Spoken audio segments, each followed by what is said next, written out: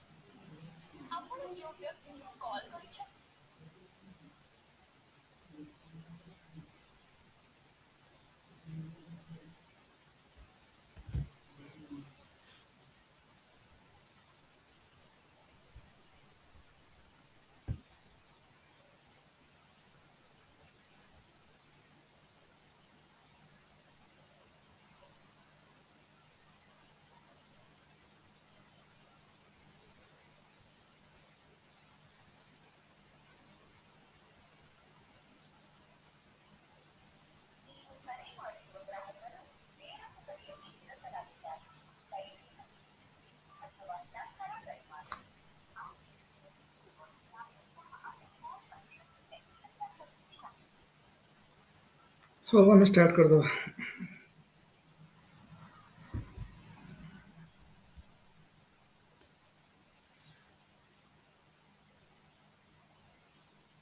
Okay हम start करिए है। देख होम साइंस आउ थे कहीदे गोटे मिनट।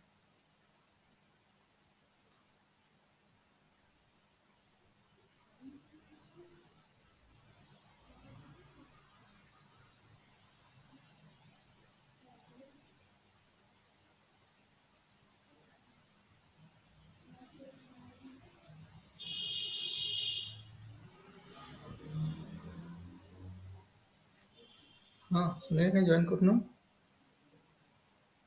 हेलो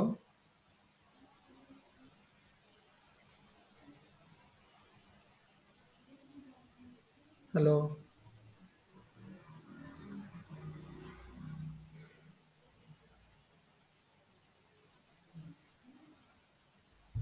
ओके क्या कॉल बोलते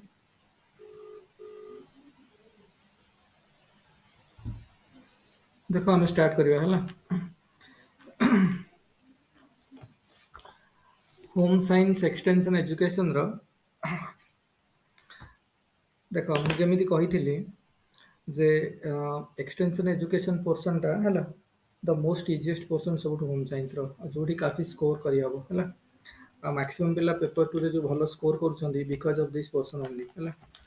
तेणु आमको यहाँ बहुत भल भाव में प्रिपेयर करार अच्छी कारण आमको जदि जो 300 मार्क गोटे पेपर रोचे 300 मार्क रु आम चाहिए जदि 100 मान 2टा लंग क्वेश्चन 60 लिखिपर ता सहित 20 मार्क 3टा क्वेश्चन।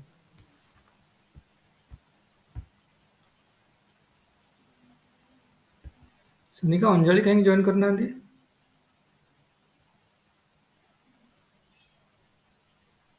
हाँ तो जॉइन करना कौन बुझा पड़ूनी कुछ।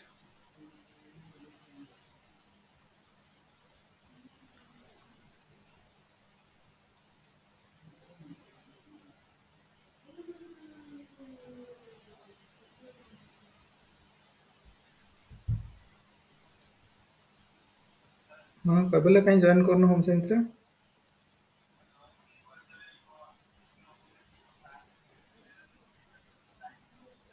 अच्छा अच्छा सीरीयस है तो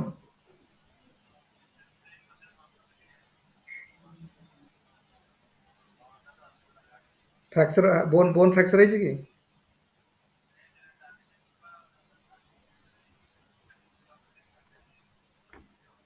हौ हौ हौ ताले हौ हौ रखुचे।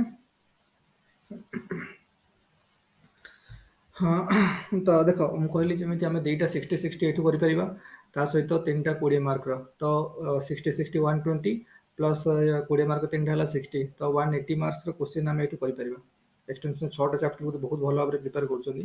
पेपर 2 ର 180 ମାର୍କସ୍ ଆମର ଆନ୍ସର ଏଠୁ ଆରାମସେ ଲେଖି ହବ। ଆଉ ବାକି ସେକ୍ସନ ଏ ର ବାକି ଯାହା ଲେଖିବ ଅଲଗା କଥା। ତେଣୁ ଏଇ ପୋର୍ସନଟାକୁ ବହୁତ ଭଲ ଭାବରେ ପ୍ରିପେୟାର କରିବାର ଅଛି। ଆଉ କାରଣ ବହୁତ ଇଜି, ଏମିତି ନୁହଁ ଯେ କିଛି କରିହବନି, ବହୁତ ଇଜି ଜିନିଷ। ଆଉ ଏଥିରେ ବହୁତ କରେଣ୍ଟ ଇସ୍ୟୁଜକୁ ରିଲେଟ୍ କରିହବ, କରେଣ୍ଟ ଆଫେୟାର୍ସକୁ କାଫି ରିଲେଟ୍ କରିହବ, ଗଭର୍ଣ୍ଣମେଣ୍ଟ ସ୍କିମ୍କୁ ରିଲେଟ୍ କରିହବ, କାଫି କୋଟେସନ ବଗେରା ଏଥିରେ ଲେଖି ହବ। ତ କାଫି ଜିନିଷ ଆମେ ଏଥିରେ ଏଣ୍ଟ୍ରି କରିପାରିବା। ବୁଝୁଛି ନା ନାଇଁ? ସେଥିପାଇଁ ସେଥିପାଇଁ ଏଇ ପୋର୍ସନଟାକୁ ବହୁତ ଭଲ ଭାବରେ ପ୍ରିପେୟାର କରାଯାଇଛି। ଆଉ ସବୁଠୁ ଇମ୍ପୋର୍ଟାଣ୍ଟ କଥା ହେଲା,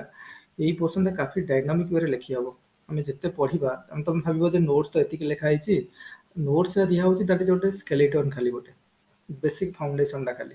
କିନ୍ତୁ ତାର ଇମ୍ପ୍ରୁଭମେଣ୍ଟ ଯିଏ ଯେତେ କରିପାରିଲା ସେତେ ବେଟର ହବ। ବୁଝିହଉଛି ନା ନାଇଁ? ଆମେ ଯେତିକି ନୋଟ୍ସ ଦଉଛନ୍ତି ସେଟା ଜଷ୍ଟ ଖାଲି ଫାଉଣ୍ଡେସନଟା, ଆଉ ବାକି ତାକୁ ଯେତେ ଇମ୍ପ୍ରୁଭମେଣ୍ଟ କରିବା, ଯେତେ ଇମ୍ପ୍ରୁଭମେଣ୍ଟ କରିବା ସେତେ ବେଟର ହବ। ତ ସେଥିପାଇଁ ମୁଁ କହିବା ପାଇଁ, ସେଥିପାଇଁ ମୁଁ କହୁଛି ଯେ ଯେତେ ଆମେ ଏଇ ଜିନିଷର ଇମ୍ପ୍ରୁଭମେଣ୍ଟ କରିବା, କାଫି କରେଣ୍ଟ ଇଭେଣ୍ଟସର ଏକ୍ଜାମ୍ପଲ ଲେଖି ହବ। ଆଉ ମେନ୍ ପ୍ରଥମ କଥା ହେଲା ଯେ ଗୋଟେ ଥରକରେ କେବଳ ତାକୁ ଆଇଡିଆଟା ବୁଝିଯିବାର ଅଛି, କ'ଣ କ'ଣ ଅଛି ଏକ୍ସଟେନ୍ସନ ଏଜୁକେସନର 6ଟା ଚାପ୍ଟରରେ କ'ଣ କ'ଣ ଅଛି ବୁଝିଯିବାର ଅଛି ହେଲା। ତ ଆଜି ମୁଁ ଆଉ ଟିକେ ବ୍ରିଫଲି କହିଦେଉଛି। ଦେଖ, ଆମେ ଯେମିତି କହିଲେ ଯେ ଏକ୍ସଟେନ୍ସନ ଏଜୁକେସନ କ'ଣ, ଏକ୍ସଟେନ୍ସନ ଏଜୁକେସନର ମାନେ କ'ଣ, ଏକ୍ସଟେନ୍ସନ ଏଜୁକେସନର କ୍ୟାରେକ୍ଟରିଷ୍ଟିକ୍ କ'ଣ ହେବା ଦରକାର, କନସେପ୍ଟ କ'ଣ, ଫିଲୋସଫି କ'ଣ, ସ୍କୋପ କ'ଣ, ତାପରେ ତାର ଏକ୍ସଟେନ୍ସନ ଏଜୁକେସନର ଏଜେଣ୍ଟର କ୍ୱାଲିଟି କ'ଣ, ଏକ୍ସଟେନ୍ସନ ଏଜୁକେସନ ଏଜେଣ୍ଟର ରୋଲ କ'ଣ ହେବା ଦରକାର, ତାପରେ what is the need of extension education ହେଲା। ତାପରେ formal education, informal education, non formal education, extension education, ଏଗୁଡ଼ାକର କ'ଣ ସବୁ ଡିଫରେନ୍ସେସ୍ ଅଛି, ଏଇ ସବୁ ଜିନିଷ ଗୁଡ଼ାକ। ଆଉ developmental aspect of extension education, planning of extension education, financing of extension education, ଏଗୁଡ଼ାକ ସବୁ ଆସୁଛି ଚାପ୍ଟର 1 ଆଉ ଚାପ୍ଟର 2ରେ। ବୁଝୁଛି? ତାମାନେ ଗୋଟେ ଏକ୍ସଟେନ୍ସନ ଏଜୁକେସନର ପୁରା ଯୋଉ ମାନେ ବେସ୍ଟା ଆମକୁ ବନିଗଲା ଚାପ୍ଟର 1 ଆଉ ଚାପ୍ଟର 2ରେ। ମାନେ ପେପର 2ର ହୋମ ସାଇନ୍ସ ପେପର 1, ଗୋଟେ ରାହୁଲ କୁଆଡ଼େ ପୁଣି ପଳେଇଲା। ଦେଖ, ଏଇ ସମୟରେ ଫୋନ କିଛି ଆସିଲେ ସବୁ ମାନେ ବନ୍ଦ କର। କାହାର ଫୋନ ଆସୁଛି ସାଙ୍ଗେ ସାଙ୍ଗେ କଟି ଯାଉଛି। କ୍ଲାସ ଟାଇମରେ ଏଗୁଡ଼ା କିଛି ମାନେ ଫୋନ କିଏ ଇଏ କରିବନି। ଏଇ ଯୋଉ 1.5 ଘଣ୍ଟା ଏଇ କ୍ଲାସ ହବ, ଫୋନ ସବୁ ବନ୍ଦ କରିଦବ ସମସ୍ତେ। କାହାର ଫୋନ ଆସୁଛି ସେ କଟି ଯାଉଛି, କ'ଣ ଏମିତି? ଆମକୁ ପୁରା ଆଟେଣ୍ଟିଭଲି, ଏଥିରେ କିଛି ଲେଖିବାର ନାହିଁ, ଆମେ ଖାଲି ଶୁଣିବାର ଅଛି। କନସେପ୍ଟଟା ଭଲ ଭାବରେ ମାଇଣ୍ଡକୁ ଇଣ୍ଟରନାଲାଇଜେସନ ହବ, କାରଣ ନୋଟ୍ସ ତ ସବୁ ଦିଆହେଇଯିବ, ଲେଖିବାର ବିଶେଷ ପଡୁନି, ଅପସନାଲରେ ଶୁଣିବାର ଅଛି ଆଟେଣ୍ଟିଭଲି। ଦେଖ, ମୁଁ ଯେମିତି ଏତିକି ଆମକୁ ମାନେ ଚାପ୍ଟର 1 ଆଉ ଚାପ୍ଟର 2ରେ ଆମକୁ ଏକ୍ସଟେନ୍ସନ ଏଜୁକେସନର ମାନେ ପେପର 2 ସେକ୍ସନ ବି ଚାପ୍ଟର 1 ଚାପ୍ଟର 2ରେ ଆମର ଗୋଟେ ଫାଉଣ୍ଡେସନ ବନିଯିବ। ଏକ୍ସଟେନ୍ସନ ଏଜୁକେସନ କ'ଣ, ସ୍କୋପ କ'ଣ, କନସେପ୍ଟ କ'ଣ, ଫିଲୋସଫି କ'ଣ, ଡେଭଲପମେଣ୍ଟାଲ ଆସ୍ପେକ୍ଟ କ'ଣ, ତାର ଫାଇନାନ୍ସିଂ କେମିତି ହେବ, ପ୍ଲାନିଂ କେମିତି ହେବ, ଏକ୍ସଟେନ୍ସନ ଏଜୁକେସନ ଏଜେଣ୍ଟର ରୋଲ କ'ଣ ହେବ, କ୍ୱାଲିଟି କ'ଣ ହେବ, ଏଇଟା ସବୁ ଗୋଟେ ଜିନିଷ ଓଭରଅଲ ଫାଉଣ୍ଡେସନ ବନିଯିବ। ବୁଝିହେଉଛି ନା ନାଇଁ? ତାପରେ ଯୋଉ ଆମର ଆସିବ ଯେ ପ୍ରୋଗ୍ରାମ ପ୍ଲାନିଂ। ପ୍ରୋଗ୍ରାମ ପ୍ଲାନିଂ କେମିତି ହେବ, ଆମେ କାରଣ ଆମର ଯୋଉ ମେନ୍ ଇଣ୍ଟେନସନ ହେଉଛି ଏକ୍ସଟେନ୍ସନ ଏଜୁକେସନର କମ୍ୟୁନିଟି ଡେଭଲପମେଣ୍ଟ, ରୁରାଲ ଡେଭଲପମେଣ୍ଟ, ବା ଯୋଉ ଇଣ୍ଡିଭିଜୁଆଲ ସେଠି ରହୁଛନ୍ତି ରୁରାଲ ଏରିଆର ବା ରୁରାଲ କମ୍ୟୁନିଟିଜରେ ଯୋଉ ଇଣ୍ଡିଭିଜୁଆଲ ରହୁଛନ୍ତି, ସେ ଇଣ୍ଡିଭିଜୁଆଲର ଡେଭଲପମେଣ୍ଟ, ସେ ଇଣ୍ଡିଭିଜୁଆଲ ଆଟିଚ୍ୟୁଡରେ, ବିହେଭିୟରରେ, ଥିଙ୍କିଂରେ ଚେଞ୍ଜ ଆଣିବା। ଏଇସବୁ ଜିନିଷର ମେନ୍ ଇଣ୍ଟେନସନ ହେଉଛି ଆମର କ'ଣ, ଏକ୍ସଟେନ୍ସନ ଏଜୁକେସନର। ତ ସେଥିପାଇଁ ଆମକୁ ତ ପ୍ରୋଗ୍ରାମ ବନେଇବାର ଅଛି ନା। ତ ଚାପ୍ଟର ନମ୍ବର 3 ହେଲା ପ୍ରୋଗ୍ରାମ ପ୍ଲାନିଂ। ଆମକୁ ଯେମିତି ଚେଞ୍ଜ କରିବାର ଅଛି ସେଠି ଯାଇକି, ବା ଯାହା ଇନିସିଏଟିଭ ନେବାର ଅଛି ତା ପାଇଁ ଗୋଟେ ବଡ଼ ପ୍ରୋଗ୍ରାମ ବନାଯିବ। ତେଣୁ ସେ ପ୍ରୋଗ୍ରାମ ପ୍ଲାନିଂ କେମିତି ହେବ, ତାର ଇମ୍ପ୍ଲିମେଣ୍ଟେସନ କେମିତି ହେବ, ଏକ୍ଜିକ୍ୟୁସନ କେମିତି ହେବ, ଇଭାଲୁଏସନ କେମିତି ହେବ, ଏଇଟା ପୁରା ଫୁଲ ଲଙ୍ଗ କୋଶ୍ଚିନ୍ ଗୋଟେ। ଆଇଦର 20 ମାର୍କସରେ ପଡ଼ିପାରେ, ନହେଲେ 60 ମାର୍କସରେ ବହୁତ ଥର ପଡ଼ୁଛି। ତେଣୁ ଏଇଟା ହେଉଛି chapter number 3, programme planning. Programme ପ୍ଲାନିଂର ପ୍ଲାନିଂ, ଏକ୍ଜିକ୍ୟୁସନ, ଇଭାଲୁଏସନ, ଇମ୍ପ୍ଲିମେଣ୍ଟେସନ, ଏସବୁ ଚାପ୍ଟର ନମ୍ବର 3। ଚାପ୍ଟର ନମ୍ବର 4ରେ ଆଚ୍ଛା ଆମର ପ୍ରୋଗ୍ରାମ ବନିଗଲା, ଏକ୍ସଟେନ୍ସନ ଏଜୁକେସନର ଏଜେଣ୍ଟ ମାନେ ରେଡି ରହିଲେ, ଯାଇକି ବର୍ତ୍ତମାନ ଡେଷ୍ଟିନେସନ ଯୋଉଠି ରୁରାଲ କମ୍ୟୁନିଟିଜକୁ ଯିବେ ସେଠି ତାଙ୍କର ପ୍ରୋଗ୍ରାମ ଇମ୍ପ୍ଲିମେଣ୍ଟେସନ କରିକି ଲୋକମାନଙ୍କର ବିହେଭିୟରାଲ ଆସ୍ପେକ୍ଟରେ, ଆଟିଚ୍ୟୁଡରେ, ଥିଙ୍କିଂ ଲେଭେଲରେ, ବା ଆଜ୍ ଏ ହୋଲ କମ୍ୟୁନିଟିର ଡେଭଲପମେଣ୍ଟରେ ଇନିସିଏଟିଭ ନେବେ ବା ଡେଭଲପମେଣ୍ଟ ପ୍ରୋସେସରେ ପାର୍ଟିସିପେସନ କରିବେ। ତେଣୁ ତା ପାଇଁ ଆମକୁ ଦରକାର proper communication, proper communication technique ଦରକାର ନା, ଲୋକମାନଙ୍କ ସହିତ କେମିତି କମ୍ୟୁନିକେଟ କରିବ, କ'ଣ କରିବ, ଏଇ ଜିନିଷ ଉପରେ ଦରକାର, ନଲେଜ ଦରକାର। ସେଥିପାଇଁ ଚାପ୍ଟର ନମ୍ବର 4 କମ୍ୟୁନିକେସନ ଟେକ୍ନିକ୍ ଉପରେ ସବୁ। ତାପରେ ଯେତେବେଳେ ଆମର କମ୍ୟୁନିକେସନ୍ ରେଡି ହେଲା, ଆମେ ରୁରାଲ୍ ଏରିଆକୁ ଯିବା, ପ୍ରୋଗ୍ରାମ୍ ପ୍ଲାନିଂ ସବୁ ରେଡି ହେଇଗଲା, କମ୍ୟୁନିକେସନ୍ ରେଡି ହେଇଗଲା। ତାପରେ ହେଲା ଯୋଉ ତମେ ଯୋଉ ଏଜୁକେସନ୍ ଯୋଉଟା ଟିଚ୍ କରାହବ, ଟିଚିଂ ଆଉ ଲର୍ଣ୍ଣିଂର ବିଭିନ୍ନ ବିଭିନ୍ନ ମେଥଡ୍ ସବୁ ଅଛି। କୋଉ ମେଥଡ୍ସରେ କୋଉ ପରିପ୍ରେକ୍ଷୀରେ ମାନେ କୋଉ ସିଚୁଏସନ୍‌ରେ ଆମେ ଗୋଟେ ପର୍ଟିକୁଲାର କମ୍ୟୁନିଟିକି ଯାଉଛେ। ତ ପ୍ରଥମେ କମ୍ୟୁନିଟିର ପ୍ରୋଫାଇଲ୍ ଷ୍ଟଡି କଲେ ଆମେ। ପ୍ରୋଫାଇଲ୍ ମାନେ କମ୍ୟୁନିଟିର ଡେମୋଗ୍ରାଫିକ୍ ପ୍ରୋଫାଇଲ୍ ଷ୍ଟଡି କଲେ କି ଯୋଉ ଲୋକମାନେ ସେଠି ରହୁଛନ୍ତି ତାଙ୍କର କୋଉ ଭଳିଆ ମାନେ କୋଉ ଭଳିଆ ଏଜୁକେସନ୍ ଲେଭେଲ୍ କ'ଣ, ବୁଝିହେଉଛି ନା ନାଇଁ? ଫାଇନାନ୍ସିଆଲ୍ ଷ୍ଟାଟସ୍ କ'ଣ, ସୋସିଆଲ୍ କଣ୍ଡିସନ୍ସ କ'ଣ, ଏଗୁଡ଼ା ସବୁ ଆମେ ଦେଖିଲେ। ଦେଖିଲା ପରେ ଆକର୍ଡିଂଲି ଆମେ ଆମର ଯୋଉ ଲର୍ଣ୍ଣିଂ ମେଥଡ୍ସ ଗୁଡ଼ା ଅଛି, ବିଭିନ୍ନ ଟେକ୍ନିକ୍ ସବୁ ଅଛି ଶିଖିବା ପାଇଁ ଲୋକମାନଙ୍କୁ, ସେଇ ସବୁ ମେଥଡ୍ସ ଗୁଡ଼ା ତାଙ୍କୁ କ'ଣ କୋଉଟା ପରଫେକ୍ଟ ହବ ବା କୋଉଟା ଉପଯୋଗୀ ହବ ସେଇଥିପାଇଁ, ତ ସେଇ ଜିନିଷଟା ଆମେ ଡିଜାଇନ୍ କରିବା। ତା ବିଷୟରେ ଚାପ୍ଟର ନମ୍ବର 6, ବୁଝିହେଉଛି ନା ନାଇଁ? ତେଣୁ ଏଇ ସବୁର କରିବାର ଗୋଟେ ମାତ୍ର ଉଦ୍ଦେଶ୍ୟ ହେଉଛି କ'ଣ, କମ୍ୟୁନିଟିର development, all round development of the community. ଆଉ ସେଥିପାଇଁ ଲୋକମାନଙ୍କର ଡେଭଲପମେଣ୍ଟ ଦରକାର। ତେଣୁ ଏଇସବୁ ଜିନିଷର ପାଇଁ ଚାପ୍ଟର ନମ୍ବର 5। ତେଣୁ ଚାପ୍ଟର ନମ୍ବର 5 ତ ଡେଷ୍ଟିନେସନ୍ ଚାପ୍ଟର ଏକ୍ସଟେନ୍ସନ୍ ଏଜୁକେସନର। ଚାପ୍ଟର ନମ୍ବର 5 ପଢ଼ିବା ପାଇଁ ହେଲେ ଆମକୁ ଏଇ ସବୁ ଜିନିଷ chapter number 1, chapter number 2, chapter number 3, chapter number 4, chapter number 6 ଏତିକି ପଢ଼ି ସାରିଲା ପରେ ଚାପ୍ଟର ନମ୍ବର 5 ରୁରାଲ୍ ଡେଭଲପମେଣ୍ଟ ବା କମ୍ୟୁନିଟି ଡେଭଲପମେଣ୍ଟ। ବୁଝିହେଉଛି ନା ନାଇଁ? ଏଇ ଟୋଟାଲ୍ 6ଟା ଚାପ୍ଟର ଯୋଉଟାକି ପେପର 2ରେ ଆମକୁ 180 ମାର୍କର ୱେଟେଜ୍ ଦେଇପାରିବ। ସେଥିପାଇଁ ଆକୁ ବହୁତ ଭଲ ଭାବରେ, କାରଣ ଏଇଟା ଜିଏସ୍ ଭଳିଆ ଟପିକ୍‌ଟା, ପଲିଟି ଭଳିଆ ଟପିକ୍‌ଟା,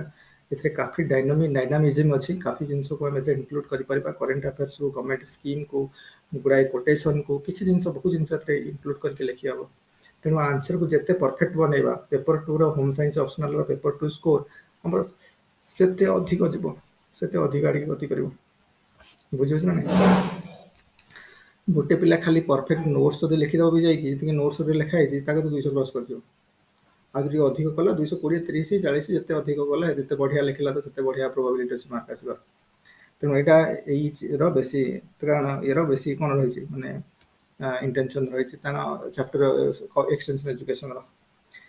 ତେଣୁ ଏଇ ସନ୍ଦର୍ଭରେ ଆମକୁ ଗୁଡ଼ାଏ ଜିନିଷ ପଢ଼ିବାର ଅଛି। ଏଥିରେ ଆମକୁ ହେଲ୍ପ କ'ଣ କରିବ ଦେଖ, କରେଣ୍ଟ ଇଭେଣ୍ଟର ଗୁଡ଼ାଏ ଗଭର୍ଣ୍ଣମେଣ୍ଟ ପଲିସି ଆମ ଆନ୍ସର୍ ଲେଖିଲା ବେଳେ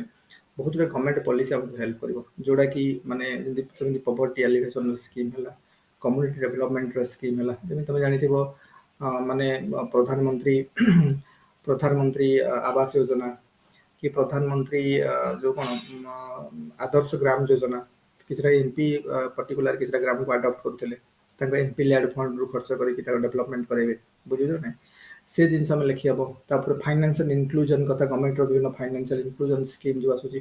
ତାର ଏକ୍ଜାମ୍ପଲ ଆମେ କୋଉଠି ନା କୋଉଠି ଲେଖିପାରିବା। ତାର ପଞ୍ଚାୟତ ରାଜ ସିଷ୍ଟମ ଫର କମ୍ୟୁନିଟି ଡେଭଲପମେଣ୍ଟରେ ତ ଅଲରେଡି ଲେଖା ହେଇଛି ପଞ୍ଚାୟତ ରାଜ ସିଷ୍ଟମର ରୋଲ କ'ଣ ରହୁଛି। ପଞ୍ଚାୟତ ରାଜ ସିଷ୍ଟମ ମାନେ ଗ୍ରାମ ପଞ୍ଚାୟତର ପ୍ରଥମେ ଗ୍ରାମ ସଭା, ଗ୍ରାମ ପଞ୍ଚାୟତ, ତାପରେ ପଞ୍ଚାୟତ ସମିତି, ଜିଲ୍ଲା ପରିଷଦ, ଏଗୁଡ଼ାକର ମେଜର ରୋଲ କ'ଣ ରହୁଛି।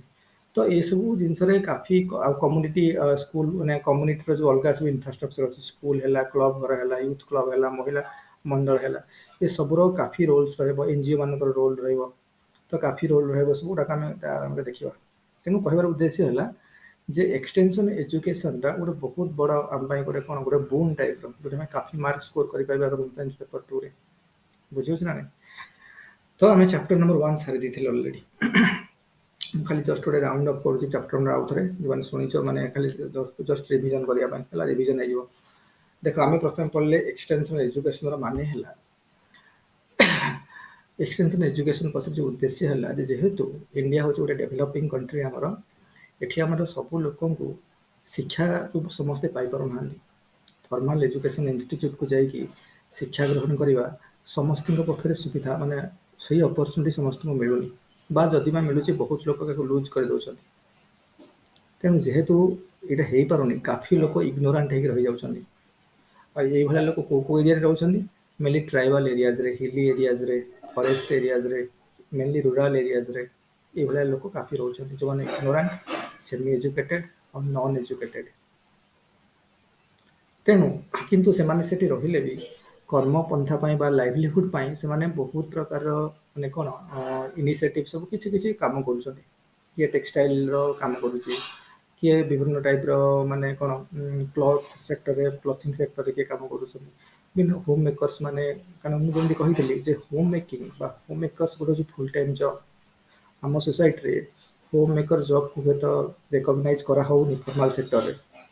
ଆମର ଯେତେବେଳେ ଜିଡିପି କାଲକୁଲେସନ୍ ହେଉଛି, ହୋମ୍ ମେକର ମାନଙ୍କର ଜବ୍ କୁ ତାଙ୍କର କଣ୍ଟ୍ରିବ୍ୟୁସନ୍ କୁ କାଲକୁଲେସନ୍ କୁ ନିଆଯାଉନି। ଆଉ ସେଟା ଗୋଟେ ଭୁଲ ଜିନିଷ। କାରଣ ହୋମ୍ ମେକର ଗୋଟେ ଫୁଲ୍ ଟାଇମ୍ ଜବ୍ ହେଲା। ତେଣୁ ହୋମ୍ ମେକିଂରେ ମାନେ ବିଭିନ୍ନ ଏଥିରେ ମାନେ କ'ଣ ହୋମ୍ ବଜେଟ୍‌ର ଏଷ୍ଟିମେଟ୍ କରିବା, ହୋମ୍ ଇକୋନୋମିକ୍ସ ପୁରା ତାର ମ୍ୟାନେଜମେଣ୍ଟ କେମିତି ହବ, ଟାଇମ୍ ମ୍ୟାନେଜମେଣ୍ଟ କେମିତି ହବ, ଏନର୍ଜି ମ୍ୟାନେଜମେଣ୍ଟ କେମିତି ହବ, ହାଉସିଂ ର କନଷ୍ଟ୍ରକ୍ସନ୍ ସୋ ମେନି ଆସ୍ପେକ୍ଟରେ ବିଭିନ୍ନ ଲୋକମାନେ ଯୋଉଠି ଚାଇଲ୍ଡ ଡେଭଲପମେଣ୍ଟ ଛୋଟ ଚାଇଲ୍ଡ ଜନ୍ମଠୁ ଆଡୋଲେସେଣ୍ଟ ହେବା ପର୍ଯ୍ୟନ୍ତ ତାର ରିୟରିଂ ତାର ନରିଶମେଣ୍ଟରେ ତାର ଡେଭଲପମେଣ୍ଟାଲ ଆସ୍ପେକ୍ଟରେ ଆମର କଣ୍ଟ୍ରିବ୍ୟୁସନ୍ ଗୋଟେ ପ୍ୟାରେଣ୍ଟସର କଣ୍ଟ୍ରିବ୍ୟୁସନ୍ କେମିତି ରହିବ, ଫ୍ୟାମିଲି ମେମ୍ବର ହିସାବରେ କଣ୍ଟ୍ରିବ୍ୟୁସନ୍ କେମିତି ରହିବ, ଗୋଟେ ସ୍କୁଲର କଣ୍ଟ୍ରିବ୍ୟୁସନ୍ କ'ଣ ରହିବ, କମ୍ୟୁନିଟିର କଣ୍ଟ୍ରିବ୍ୟୁସନ୍ କ'ଣ ରହିବ, ଆଜ୍ ଏ ହୋଲ୍ ସୋସାଇଟିର କଣ୍ଟ୍ରିବ୍ୟୁସନ୍ କ'ଣ ରହିବ, ଏସବୁ ଜିନିଷରେ ବି ଆମକୁ କାଫି ଜିନିଷ ଶିଖିବାର ଅଛି ହୋମ୍ ସାଇନ୍ସରେ। କାରଣ ଏଗୁଡ଼ା ଆମ ସିଲାବସ୍ରେ ସବୁ ଆସୁଛି, ପେପର ୱାନ୍ ସିଲାବସ୍ରେ ଏଗୁଡ଼ା ସବୁ ଅଛି। ତାପରେ ନ୍ୟୁଟ୍ରିସନ୍ ଗୋଟେ ଇମ୍ପୋର୍ଟାଣ୍ଟ ଆସ୍ପେକ୍ଟ। ନ୍ୟୁଟ୍ରିସନ୍‌ରେ ମାନେ ହେଲ୍ଦି ରହିବା ପାଇଁ ହେଲେ ତ କାରଣ ମାନେ ଖାଦ୍ୟ, ବସ୍ତ୍ର, ବାସଗୃହ ମାନେ ଫୁଡ୍, ସେଲ୍ଟର ଆଉ କ'ଣ କ୍ଲଥ୍ ଏଗୁଡ଼ା ତ ମିନିମମ୍ ହେଲା କ'ଣ ମାନେ ବେସିକ୍ ରିକ୍ୱାରମେଣ୍ଟଟା। ତେଣୁ ସେଥିରେ ଫୁଡ୍‌ଟା ଗୋଟେ basic requirement, the most fundamental basic requirement ସେଇଟା। ତେଣୁ ତା ପାଇଁ ଯେଉଁ ଆମର ଫୁଡ୍‌ର କ'ଣ ହେବା ଦରକାର, ଫୁଡ୍ ଟାଇପ୍ସ ଗୁଡ଼ା ବିଭିନ୍ନ ଟାଇପ୍ସର ସବୁ ଫୁଡ୍ସ ଅଛି, କାଟାଗୋରିଜ୍‌ର ଫୁଡ୍ସ ଅଛି, ତାର ନ୍ୟୁଟ୍ରିଏଣ୍ଟ କ୍ୱାଲିଟି କ'ଣ କ'ଣ ଅଛି, ତାପରେ ତାର ଆବଜର୍ପସନ୍ କେମିତି ହେଉଛି, ତା ପ୍ରୋସିଜର ମେକାନିଜମ୍ ଟିକେ ଫ୍ୟାଟ୍‌ର ଆବଜର୍ପସନ୍ ହେଲା, କାର୍ବୋହାଇଡ୍ରେଟ୍‌ର ଆବଜର୍ପସନ୍ ହେଲା, ପ୍ରୋଟିନ୍ ଆବଜର୍ପସନ୍ ଆମ ବ୍ଲଡ୍ ଷ୍ଟ୍ରିମ୍‌ରେ କେମିତି ହେଉଛି। ତା ସହିତ ବିଭିନ୍ନ ନ୍ୟୁଟ୍ରିସନ୍ ରିଲେଟେଡ୍ ଯେଉଁ ଡିଜିଜ୍ ଅଛି, ଆମର 7ଟା ଡିଜିଜ୍ ଆମ ସିଲାବସ୍‌ରେ ଅଛି। ସେଇ 7ଟା ଡିଜିଜ୍ ସହ ଯଦି ହେଇଯାଉଛି ଜଣଙ୍କର ହେଉଛି, ସେଇ ସମୟରେ ଆମର ନ୍ୟୁଟ୍ରିସନ୍‌ର କୋଉ ଭଳିଆ ହେବା ଦରକାର, ଆମ ଡାଏଟ୍ ପ୍ରୋଫାଇଲ୍ କୋଉ ଭଳିଆ ହେବା ଦରକାର ହେଲା। ତ ଆମେ କୋଉଟା କେତେ ନ୍ୟୁଟ୍ରିଏଣ୍ଟସ୍ କେତେ ପରିମାଣରେ କ'ଣ ଖାଇବା ଦରକାର, ତାର ଯେଉଁ ପୁରା ଗୋଟେ ଅଛି ସେ ଜିନିଷଟା। ତ ତା ବିଷୟରେ ବି ଲୋକଙ୍କୁ ନଲେଜ୍ ଦରକାର। ଇଭେନ୍ ଆମେ ପାଠ ପଢୁଥିବା ଲୋକ ଯିଏ ବି ନ୍ୟୁଟ୍ରିସନ୍ ଉପରେ ବା ବାୟୋଲୋଜି ରିଲେଟେଡ୍ ଜିନିଷ ଜାଣିନି, ତାକୁ ଏତେ ବି ନଲେଜ୍ ନାହିଁ ଯେ କ'ଣ ଖାଇବା ଦରକାର। ସେଥିପାଇଁ କାରଣ ନ୍ୟୁଟ୍ରିସନ୍ ରିଲେଟେଡ୍ କାଫି ପ୍ରୋବ୍ଲେମ୍ସ ହେଉଛି। ଆମର ଯେମିତି ଶରୀରରେ କିଡନୀର ହେଲା, ହାର୍ଟର ହେଲା, ଲିଭରର ହେଲା, ଏଗୁଡ଼ା ତ ବେସିକ୍ ନା। ବେସିକ୍ ଅର୍ଗାନ ଗୁଡ଼ାକ ଆମର ଯୋଉଗୁଡ଼ାକ କାଫି ଲୋକ କାହାର କିଡନୀ ପ୍ରୋବ୍ଲେମ୍ ହେଇଯାଉଛି, କାହାକୁ ଲିଭର ପ୍ରୋବ୍ଲେମ୍ ହେଉଛି, କାହାକୁ ଲଙ୍ଗସରେ ପ୍ରୋବ୍ଲେମ୍ସ ଆସୁଛି। ତ ଏଇସବୁ ଜିନିଷକୁ ମେନଲି ଯେଉଁ ବେସିକ୍ ଆମର ଡିଜିଜ୍ ଗୁଡ଼ାକ ଆଥେରୋସ୍କ୍ଲେରୋସିସ୍ ହେଲା, ହାଇପରଟେନସନ୍ ହେଲା, ପେପ୍ଟିକ୍ ଅଲସର ହେଲା, ଲିଭର ସିରୋସିସ୍ ହେଲା କି ହେପାଟିଟିସ୍ ହେଲା, ଏଇସବୁ ବିଭିନ୍ନ ଯେଉଁ ଟାଇପ୍ର ଡିଜିଜ୍ ସବୁ ଅଛି ଯୋଉଟାକ ଆମ ସିଲାବସ୍‌ରେ ଅଛି, ତ ତାର ସବୁ ପଢ଼ିବାର ଅଛି। ତେଣୁ ଆ ବି ଲୋକମାନଙ୍କୁ ଶିଖିବାର ଅଛି ଏ ସମ୍ପର୍କରେ ହେଲା। ତାପରେ ମାଲ୍ ନ୍ୟୁଟ୍ରିସନ୍ ରିଲେଟେଡ୍ କାଫି ଲୋକମାନଙ୍କର ନ୍ୟୁଟ୍ରିସନ୍ ଯେହେତୁ ପ୍ରପର୍ ନଲେଜ୍ ରହୁନି, ଇଭିନ୍ ଶିଶୁକୁ ମାନେ ଛୋଟ ଛୁଆଠୁ ଆରମ୍ଭ କରିକି ବଡ଼ ପର୍ଯ୍ୟନ୍ତ ସମସ୍ତଙ୍କର ଗୋଟେ କ'ଣ ନ୍ୟୁଟ୍ରିସନ୍‌ର ପ୍ରୋଫାଇଲ୍ ଅଛି, ପର୍ଟିକୁଲାର ନ୍ୟୁଟ୍ରିସନ୍ ପ୍ରୋଫାଇଲ୍ ମେଣ୍ଟେନ୍ କରିବା କଥା। ଯେହେତୁ ଏ ଜିନିଷ କରାହେଉନି, କାଫି ଲୋକଙ୍କୁ ପ୍ରୋବ୍ଲେମ୍ସ ହେଉଛି, ଛୋଟ ଛୁଆଙ୍କୁ ଆରମ୍ଭ କରିକି ବଡ଼ ଲୋକଙ୍କୁ ସମସ୍ତଙ୍କୁ ପ୍ରୋବ୍ଲେମ୍ସ ହେଉଛି। ତେଣୁ ମାଲ୍‌ନ୍ୟୁଟ୍ରିସନ୍‌ର କ'ଣ ତାର ଶିକାର କେମିତି ଲୋକ ହେଉଛନ୍ତି, ତାକୁ କେମିତି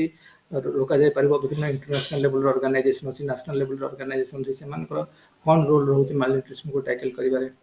ଏ ରିଲେଟେଡ୍ ବି ଲୋକମାନଙ୍କୁ ବହୁତ ଜିନିଷ ଶିଖିବାର ଅଛି। ଫୁଡ୍ ସ୍ପଏଲେଜ୍ ମନେକର କାଫି ଜିନିଷ ଫୁଡ୍ ସ୍ପଏଲ୍ ହେଉଛି, ଆମେ ଠିକ୍‌ସେ ଯେହେତୁ ପ୍ରିଜର୍ଭେସନ୍ ଟେକ୍ନିକ୍ ଜାଣିନାହାନ୍ତି, ତ ଆମର ଆୱାରନେସ୍ ନାହିଁ, ସେଇ ରିଲେଟେଡ୍ ଗୁଡ଼ାଏ ଫୁଡ୍ ସ୍ପଏଲ୍ ହେଉଛି। ତେଣୁ ଫୁଡ୍ ସ୍ପଏଲେଜ୍‌ର ବେସିକ୍ ରିଜିନ୍ କ'ଣ କ'ଣ ଅଛି, ତାକୁ ସେଇ ଫୁଡ୍ ସ୍ପଏଲେଜ୍‌କୁ କେମିତି ମାନେ ଆମେ ଏଟାକୁ ରୋକି କେମିତି ପାରିବା, ପ୍ରିଭେନ୍ସନ୍ ମେଥଡ୍ ସବୁ କ'ଣ କ'ଣ ଅଛି। ତ ଏଗୁଡ଼ା ବି ଲୋକମାନଙ୍କୁ ଶିଖିବାର ଅଛି। କାରଣ ସବୁ ଲୋକ ତ ଶିଖୁନାହାନ୍ତି ନା, ଯେ ନ୍ୟୁଟ୍ରିସନ୍ ରିଲେଟେଡ୍ କୋର୍ସ କରୁଛି ପଢୁଛି ସିଏ ଜାଣୁଛି, ତ ସମସ୍ତଙ୍କୁ ତ ନଲେଜ୍ ନାହିଁ ନା। ତେଣୁ ଏଥିପାଇଁ ହୋମ୍ ସାଇନ୍ସର ପୁରା ଏରିଆଟା ଯେଉଁ ଆମର ଦେଖିବ କୋଉ ନା କୋଉ ସେଗମେଣ୍ଟରେ ସେଥିପାଇଁ ଏକ୍ସଟେନ୍ସନ୍ ଏଜୁକେସନ୍ ଲାଷ୍ଟକୁ ରଖାଯାଇଛି ପେପର 2ର ସେକ୍ସନ ବିରେ। ଏକ୍ସଟେନ୍ସନ୍ ଏଜୁକେସନ୍ ମାଧ୍ୟମରେ ଏଇସବୁ ଜିନିଷ ଯେତେ ଆମେ ହୋମ୍ ସାଇନ୍ସରେ ଯେତେ କଭର୍ କଲେ ଏତେ ଫିଲ୍ଡ ଅଛି, ଆମ ସିଲାବସ୍‌ରେ ଯେତିକି ଅଛି ହେଲା, ଯୋଉ ଫିଲ୍ଡ ସବୁ ରହିଲା, ତାଙ୍କୁ କୋଉ ନା କୋଉ ଫିଲ୍ଡରେ କିଛି କିଛି ଲୋକଙ୍କୁ ହୋମ୍ ମେକର୍ସ ମାନଙ୍କୁ ଦରକାର କ'ଣ ନଲେଜ୍ ଦରକାର। ଯେହେତୁ ପରଫେକ୍ଟ ନଲେଜ୍ ନାହିଁ, ତାଙ୍କ ପାଖରେ ନଲେଜ୍ ନେଇକି ପହଞ୍ଚେଇବା। ତେଣୁ ପରଫେକ୍ଟ ନଲେଜ୍‌ଟା ଆମେ କୋଉଠୁ ଶିଖୁଛନ୍ତି, ଗୋଟେ ଫର୍ମାଲ୍ ଇନଷ୍ଟିଚ୍ୟୁଟ୍‌ରେ ଶିଖୁଛନ୍ତି, ମେ ବି ୟୁନିଭର୍ସିଟିରେ ଯେଉଁମାନେ ଆମେ ଏନରୋଲ୍ ହେଉଛନ୍ତି, ୟୁନିଭର୍ସିଟିରେ ହେଲା, ସ୍କୁଲରେ, କଲେଜରେ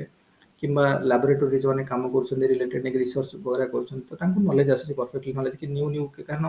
ବର୍ତ୍ତମାନ ଆମର ଯେହେତୁ ମଡର୍ଣ୍ଣ ସୋସାଇଟିରେ ଆମେ ରହୁଛନ୍ତି, ଆଉ ଗୋଟେ ଟେକ୍ନୋଲୋଜି ଟେକ୍ ସାଭି ସୋସାଇଟିରେ ରହୁଛନ୍ତି, ତ ଆମର ସୋସାଇଟିରେ ବର୍ତ୍ତମାନ ଟେକ୍ନୋଲୋଜି କାଫି ମେଜର ରୋଲ୍ ପ୍ଲେ କରୁଛି। ଆଉ ଦିନକୁ ଦିନ ଟେକ୍ନୋଲୋଜି କ'ଣ ହେଉଛି, ଇଭଲ୍ଭ ହେଉଛି। ତ ଏଇ ରିଲେଟେଡ୍ ଉପରେ କାଫି ଟେକ୍ନୋଲୋଜି ନୂଆ ନୂଆ ଆସୁଛି, ମାନେ ଫୁଡ୍ ପ୍ରିଜର୍ଭେସନ୍ ନୂଆ ଟେକ୍ନୋଲୋଜି ଆସୁଛି, ମାଲ୍ ନ୍ୟୁଟ୍ରିସନ୍ ରିଲେଟେଡ୍ କିଛିଟା କି ନ୍ୟୁଟ୍ରିସନ୍ ରିଲେଟେଡ୍ କାଫି ମାନେ ଇମ୍ପୋର୍ଟାଣ୍ଟ ଇନଫର୍ମେସନ୍ ଆସିଲାଣି, ଯୋଉଟାକୁ ଆମକୁ ନିହାତି ଶିଖିବା ଦରକାର। କି ବିଭିନ୍ନ କେସ୍‌ରେ ଆମର ମନେକର ଟେକ୍ସଟାଇଲ୍‌ର ଗୋଟେ ଚାପ୍ଟର ପୋର୍ସନ୍ ଅଛି, ଟେକ୍ସଟାଇଲ୍ ରିଲେଟେଡ୍ କାଫି ଇନଫର୍ମେସନ୍ ଆସୁଛି, କାଫି ନ୍ୟୁ ଟେକ୍ନୋଲୋଜି ଆସୁଛି। ତ ମଡର୍ଣ୍ଣ ମେସିନାରିଜ୍ କାଫି ଆସିଗଲାଣି, ତ ଆକୁ ୟୁଜ୍ କରିକି କେମିତି କ'ଣ କରାଯିବ, ये जिनस तो जो मैंने काम रियल फील्ड रे कर रूरल एरिया रे बा रियल फील्ड लेवल जो मैंने काम कर न्यू टेक्नोलोजी पर किसी नॉलेज रहुनी तेणु यही सब जिन पाखे पहुँचेगा पहुँचबार माने एक्सटेंशन तेणु एक्स माने स्ट्रेचिंग एक्स सॉरी एक्स माने कौन आउट टेंशन माने स्ट्रेचिंग तेणु स्ट्रेचिंग आउट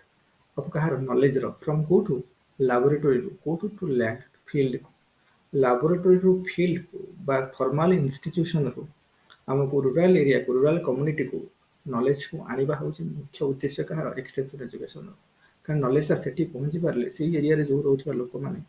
मैक्सिमम तो लोक आम India is a country of villages कि ना तो मैक्सिमम लोक आम रूराल एरिया रोचन रूराल कम्युनिटीज काफी major portion of our population rural communities रोचन पाखे पहुँचेवा ही मुख्य मुख्य उद्देश्य दरकार सो दैट से कौन हम से निजे फिल करेंगे जिनसर प्रोब्लेम कौन अच्छी आउ से इग्नोरेंस काफी दूर हम निजक एजुकेट करेंगे अवेयरनेस बढ़ो निजर थिंकिंग लेवल चेंज हम थिंकिंग लेवल चेंज है आटीट्यूड चेंज हम आटीट्यूड चेंज है बिहेवियर चेंज हम that is the main intention जो गोटे लोक बिहेवियर चेंज हो गला से जिनसा आक्शन रिफ्लेक्ट हम और आक्शन भल हो गला कम्युनिटी भल हो कारण if there is righteousness doctor Kalam जमी कहते इफ देयर देखो ये कोटेशन गुड़ा मन रखिए लिखा हम परीक्षा कोटा कोटी if there is righteousness in your heart there is beauty in your character तेणु राइटियसनेस के आसो गुड आटीट्यूड आसो गुड बिहेवियरल आस्पेक्ट आसो जोटार काम हो कह एक्सटेंशन एजुकेशन काम एक्सटेंशन एजुकेशन मध्यम जब हम गोटे लोकर थिंकिंग को चेंज कले आटीट्यूड को चेंज कले बिहेवियर को चेंज कले तो राइटियसनेस इन हार्ट नैतिकता राइटियसनेस माने कौन तेणु नैतिकता आसला righteousness in heart that is beauty in character तो ऑटोमेटिकली कैरेक्टर ब्यूटी ब्यूटी आसी ब्यूटी इन कैरेक्टर जब आसला if there is beauty in character there is harmony in the home जब सब घर लोक मैंने भाई हे तो घर गोटे हार्मोनी एक्जिस्ट कर and if there is harmony सब घर हार्मोनी रहिले नेशन रे ऑर्डर आसी there is order in the nation if there is order in the nation there is peace in the world तो ये सब जिनस को तो हमर मेन इंटेंशन है कार होम साइंस एक्सटेंशन एजुकेशन है तापरे आमे जेमिति आ भितर विभिन्न कथा देखिले जे होम साइंस फिलोसफी कोन ऑब्जेक्टिव कोन स्कोप कोन केमिति कोन करियो इस जिन ऑलरेडी डिस्कशन कर सारिछथि नीड ऑफ होम साइंस कोन नीड ऑफ होम साइंस ले जे देखो हमर रूरल एरिया लोक माने ना लैबोरेटरी पाखु जिवे ना साइंटिस्ट मान तो कथबार्ता करि परिबे ना जे यूनिवर्सिटी रे पढ़ी परिबे तो पॉसिबल नुह ना ना जो साइंटिस्ट जी होम साइंटिस्ट जो मैंने रिसर्च कर विषय माने काफी डेप्थ रे स्टडी कर तो से रूरल एरिया को आसी पारना तेणु ये जो रूरल एरिया रे रूरल कम्युनिटी गैपटा होची से गैप को मिनिमाइज करबा होची होम एक्सटेंशन एजुकेशन रो मुख्य उद्देश्य तेणु एक्सटेंशन एजेंट माने से काम कर एक्सटेंशन एजेंट है बा एजुकेटर जो एक्सटेंशन एजुकेटर जो माने बा एजेंट जो माने से माने नॉलेज को सेठू आनी के पहुंचेबे तो they are acting like a bridge तेणु ये टाइप जिन आम कर डिस्कसन कर आज चैप्टर 2 रे देखा आ चैप्टर 2 टा कहली चैप्टर 2 टा गोटे आसेसरी chapter attach chapter of chapter 1 है तेनाली विशेष किसी ना आम जस्ट खाली किसी जिन जो लिखाई से सेम जिन को रिपीट कराई चैप्टर 2 रे किसी खाली डिस्कसन करदे चैप्टर 2 रे लिखाई objective of home science extension education objective already chapter 1 रे देखि सारी objective of home science extension education education developmental aspect of extension education आउ extension as a programme and process तापर फील्ड कवर कौन कौन एक्सटेंशन एजुकेशन रे कौन कौन फील्ड कवर होची financing planning and characteristic of extension education एटा सब ऑलरेडी फर्स्ट चैप्टर रे हमर कवर हेछि तेणु एटा मु सेते कहूछि चैप्टर 2 रे अटैच चैप्टर ऑफ चैप्टर 1 तेणु चैप्टर 2 रे हम डिस्कशन करबा देखो फर्स्ट ऑब्जेक्टिव देखो जो कथा ऑलरेडी हम चैप्टर 1 रे ऑलरेडी डिस्कशन करि चलछंती जे home science extension education objective कौन हवा दरकार ऑब्जेक्टिव कौन हवा दरकार लोक इंडिविजुअल लेवल रे लोकर डेवलपमेंट करबा इंडिविजुअल डेवलपमेंट करबा को इंडिविजुअल जे रूरल कम्युनिटी जो माने रहउछन जो माने फॉर्मल एजुकेशन रो वंचित अछन जो माने फॉर्मल एजुकेशन रो अपॉर्चुनिटी जो माने को मिलिनी से भलिया जो इग्नोरेंट लोक रूरल एरिया रे रहउछन तांकर डेवलपमेंट करबा केमिति तांका थिंकिंग लेवल रे चेंज करबा थिंकिंग लेवल रे चेंज रे तांका एटीट्यूड रे चेंज हबो तांका एटीट्यूड रे चेंज रे तांका बिहेवियर रे चेंज हबो बुझियो ना ये जिनसटा हमको इंटेंशन हो home science extension education that is the objective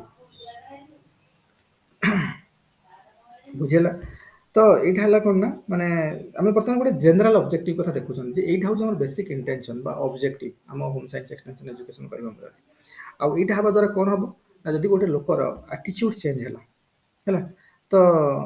लोक कोन हबो ଆମେ ତାମାନେ ତାର ଏଇ ଜିନିଷ ତାକୁ ଆସିଷ୍ଟ କଲେ, ଆମେ ଆସିଷ୍ଟ କଲେ ମାନେ କିଏ ଆସିଷ୍ଟ କଲା? ହୋମ୍ ସାଇନ୍ସ ଏକ୍ସଟେନସନ ଏଜୁକେଟର ବା ହୋମ୍ ସାଇନ୍ସ ଏକ୍ସଟେନସନ ଏଜେଣ୍ଟ, ଯିଏ ଯାଇ ରୁରାଲ ଏରିଆକୁ ଯିଏ ଯାଉଛନ୍ତି, ସେମାନେ ଯାଇକି ଯେତେବେଳେ ଆସିଷ୍ଟ କଲେ ଲୋକଙ୍କୁ, ତାଙ୍କ ଆଟିଚ୍ୟୁଡରେ, ତାଙ୍କ ଥିଙ୍କିଂରେ ଚେଞ୍ଜ କରିବା ପାଇଁ, ତାଙ୍କ ଆଟିଚ୍ୟୁଡରେ ଚେଞ୍ଜ କରିବା ପାଇଁ, ତାଙ୍କ ବିହେଭିୟରରେ ଚେଞ୍ଜ କରିବା ପାଇଁ ଯଦି ତାଙ୍କୁ ଆସିଷ୍ଟ କଲେ, ଏଇଟା ହେବା ଦ୍ୱାରା କ'ଣ ହବ? ଯଦି ଗୋଟେ ଲୋକର ଥିଙ୍କିଂରେ ଚେଞ୍ଜ ହେଲା, ଆଟିଚ୍ୟୁଡରେ ଚେଞ୍ଜ ଆସିଲା, ବିହେଭିୟରାଲ ଆସ୍ପେକ୍ଟରେ ଚେଞ୍ଜ ହେଲା, ତ ଆକ୍ସନରେ ଚେଞ୍ଜ ହବ। ବୁଝୁଛ ନା? ଆଉ ଯଦି ଆକ୍ସନରେ ଚେଞ୍ଜ ହେଲା ତାହେଲେ କ'ଣ ହବ? ଯଦି ଆକ୍ସନରେ ଚେଞ୍ଜ ହେଲା, ସିଏ ତାର ନିଜ ପ୍ରୋବ୍ଲେମ୍ସକୁ ଆନାଲାଇଜ କରିପାରିବ। ଏବେ ଦେଖିବ କାଫି ଲୋକ ଯେଉଁମାନେ ଅଛନ୍ତି ରୁରାଲ ଏରିଆରେ ଜାଣିପାରୁନାହାନ୍ତି ଯେ ହେଉଛି କ'ଣ। ଏବେ କାଫି ଲୋକଙ୍କୁ ପଚାରିବ, ଏବେ ବି ଲୋକ ମୋତେ ପଚାରୁଛନ୍ତି ସରକାର କିଏ?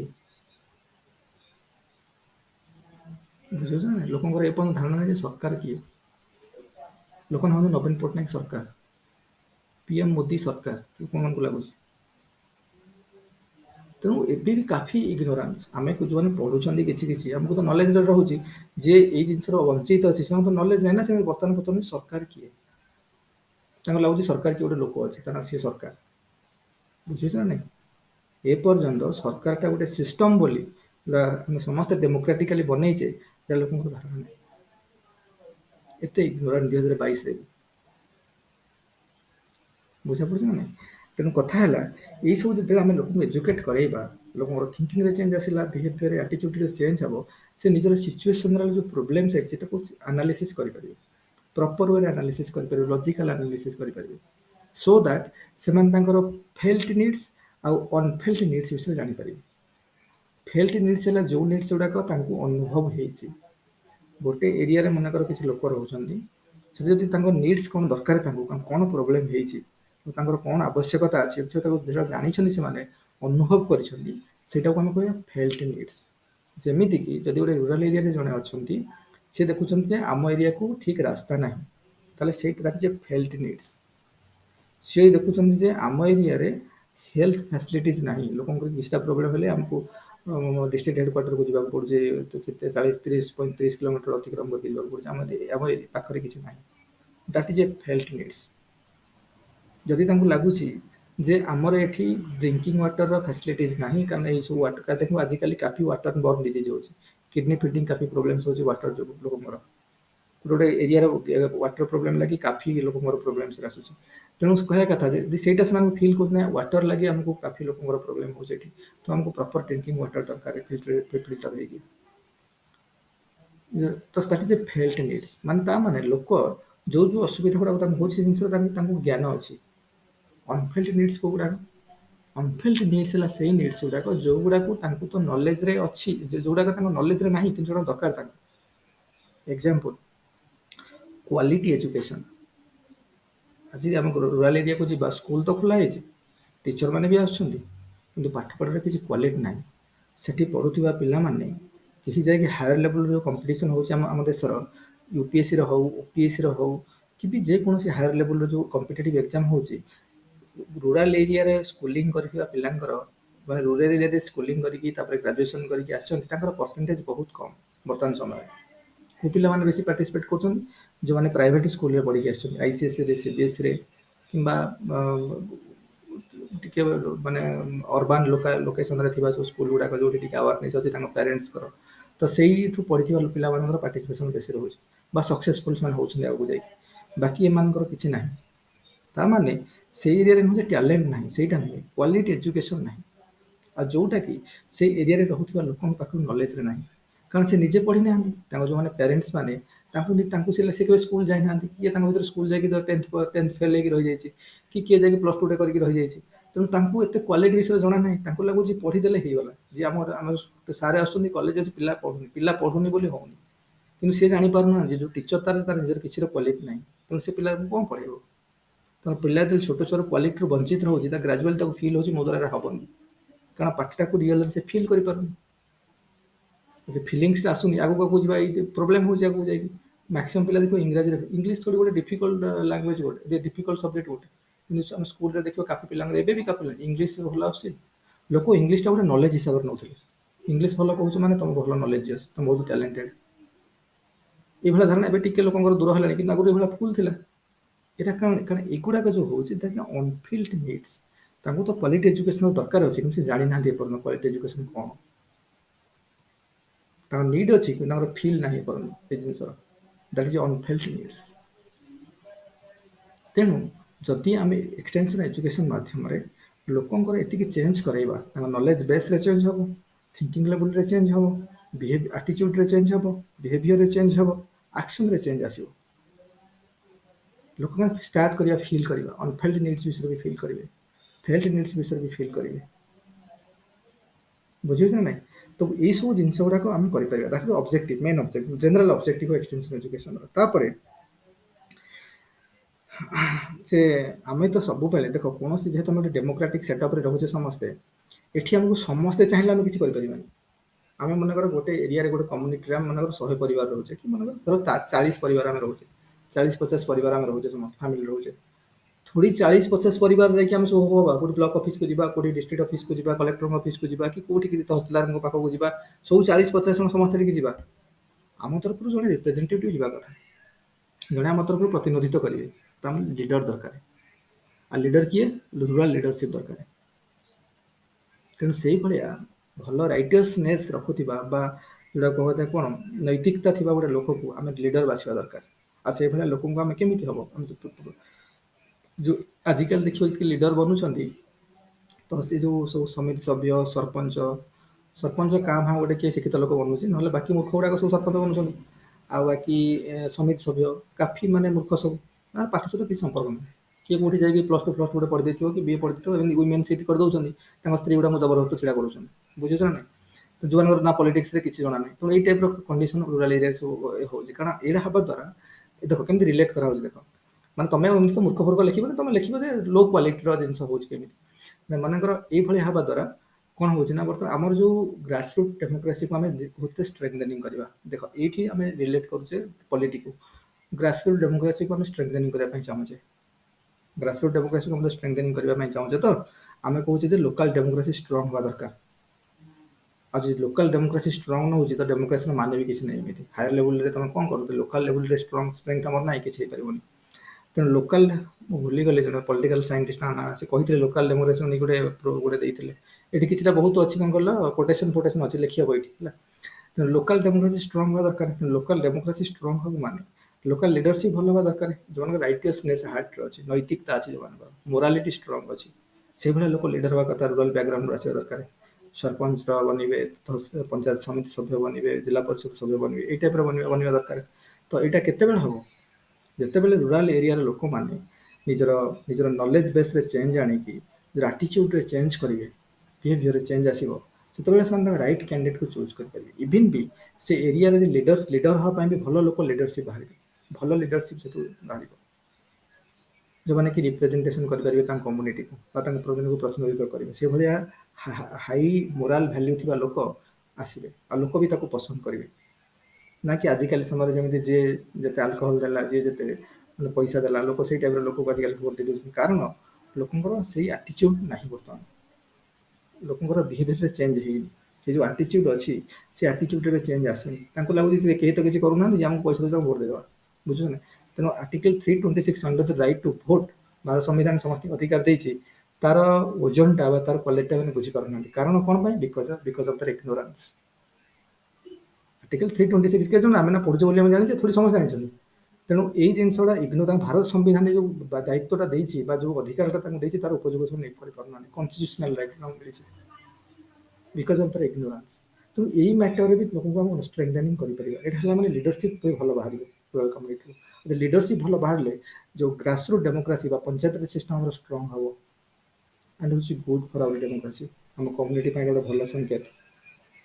ବୁଝିଲେ ନାଇଁ? ଏକ୍ସଟେନ୍ସନ ଏଜୁକେସନ କେମିତି ରିଲେଟ କରାହଉଛି ଦେଖ। ତାପରେ ଯେ ଲୋକମାନେ ତ କାମ କରୁଛନ୍ତି, ଆମେ ମନେକର ବିଭିନ୍ନ ଯୋଉ ଆମର ଲାବୋରେଟୋରୀରେ ଡିଫରେଣ୍ଟ ଫାଇଣ୍ଡିଙ୍ଗ ସବୁ ଆସିଲା, ନୂଆ ଟେକ୍ନିକ୍ସ ଆସିଲା, ନୂଆ ଇନଫର୍ମେସନ ଆମକୁ ମିଳିଲା। ଦେଖ ଏଗୁଡ଼ା ସବୁ ଅଲରେଡି ଆମେ ଚାପ୍ଟର 1ରେ କଭର କରିସାରିଛନ୍ତି, କିନ୍ତୁ ଚାପ୍ଟର 2ରେ ସେ ରିପିଟେସନ ଟିକେ ଟିକେ ଅଛି, କାରଣ ଆମେ ଆଉଥରେ କଭର କରିଦେଉଛନ୍ତି। ମନେକର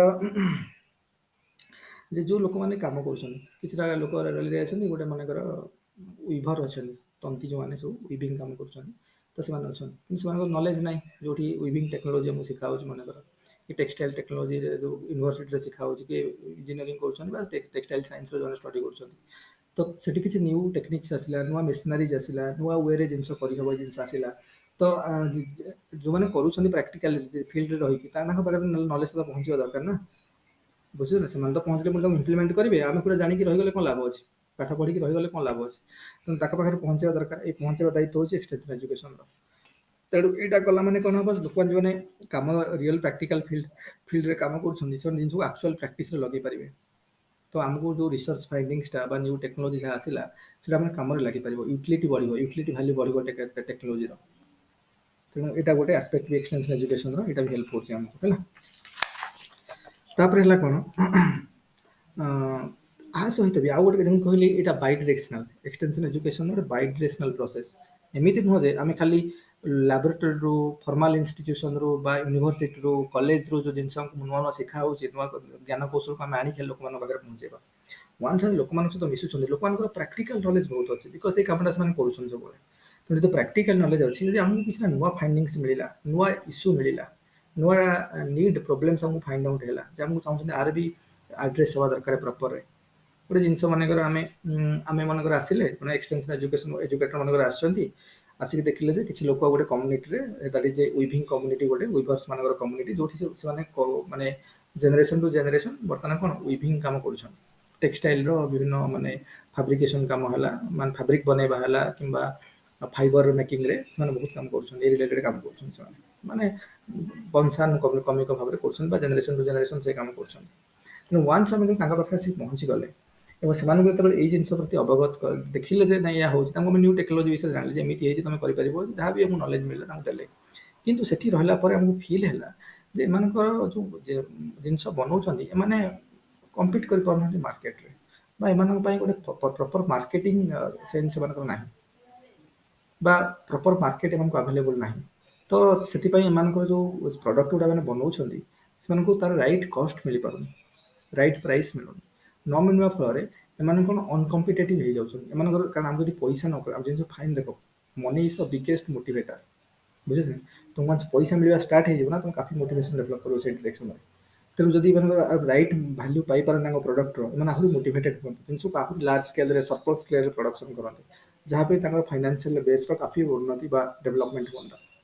बुझे ना तुमको इना फील है मार्केटिंग इश्यू अच्छे मानकर ठीक से मार्केटिंग आम नहीं गले पुणी से जो मैंने माने कौन ब्रेन स्टॉर्मिंग कर रिसर्च कर बसिक सी गले कौन कर आउ कौन भल कर सो दैट आम गोटे भल मार्केट दे पार कि एमर मार्केटिंग माने स्किल रे मानक ट्रेनिंग दे पार ये टाइप तो आसला ता माने कहबार उद्देश्य है जे इट्स बाय डायरेक्शनल आम ऑलरेडी रिसर्च रे होथिबा फाइंडिंग्स को आम आनिकी रूराल एरिया पाखे पहुँचे रूराल कम्युनिटी लोक मान पाखे पहुँचेले ता सहित जब ये किसी अलग एक्सट्रा नीड आमको देखागला किसी नुआ प्रोब्लेम्स आम फाइंड आउट कले we need to carry out those problems also to the laboratories और टू द रिसर्चर्स जो काम कर तो से आर गोटे आउ गोटे कौन परफेक्ट गोटे मैंने आड्रेस कला भाया इश्यूज को गोटे सॉल्यूशन फाइंड आउट करेंगे बुझे ना तेणु ये टाइप यहाँ भी गोटे एक्सटेंशन एजुकेशन यहाँ भी गोटे बहुत ऑब्जेक्ट बड़ ऑब्जेक्टिव आउ जब आम देखा ये सब जेनराल ऑब्जेक्टिव देखुं आउ कौन हो पाए आउ जो देखा जे मनकर आउ गोटे है कौन ना जो कम्युनिकेशन मैनेजमेंट रे आउ फैमिली जो कम्युनिकेट करा काफी देखिए जो लोक रोचे से कम्युनिकेट ठीक से करें आम देखो जीवा कौन तुम जो फास्ट हैंड एक्सपीरियंस थो जापर कौन गोटे पर्टिकुलर एरिया को आम से लोक सहित मिसिक पचार से तुमसे ठीक से कम्युनिकेट करेंगे तुम ठीक से कहबे आउट ऑफ कौन लाज लगे निजको कंफर्टेबल फील करते बुझे ना आम तुम गोटे एरिया पचार तुम कौन प्रोब्लेम अच्छे एवं तुम जब पचार क्या अधा लोग तुमको कहबे एक तुम पाखक आसबे मैं सहित से कम्युनिकेशन कर जो माने जो आप्टिट्यूडटा ना कौन कहूँ बुझे ना लोकंर तुम सहित कम्युनिकेट कर आप्टिट्यूडटा ना बा कम्युनिकेट करवा जो वेटा से ठीक जना ना किसी लोग लाज करके रही किसी परफेक्टली जिन कहे किसी माने कौन असहज हो तुम सहित कंफर्टेबल फील करेंगे जिन सेयार कर तो एक्सटेंशन एजुकेशन यहाँ भी गोटे आस्पेक्ट रोचे ये जिन को आड्रेस कर कम्युनिकेशन जो बैरियरटा हो से बैरियर को कौन करवा डिजल्व करवा दरकार है यहाँ गोटे आउ गोटे हूँ ଆଁ, ଯୋଉ ଆମର ମାନେ କଣ ପ୍ଲାନିଂ ଆଉ ଯୋଉ ଭେରିୟସ୍ ମେଥଡ୍ସ ହଉଛି ବା ଆମର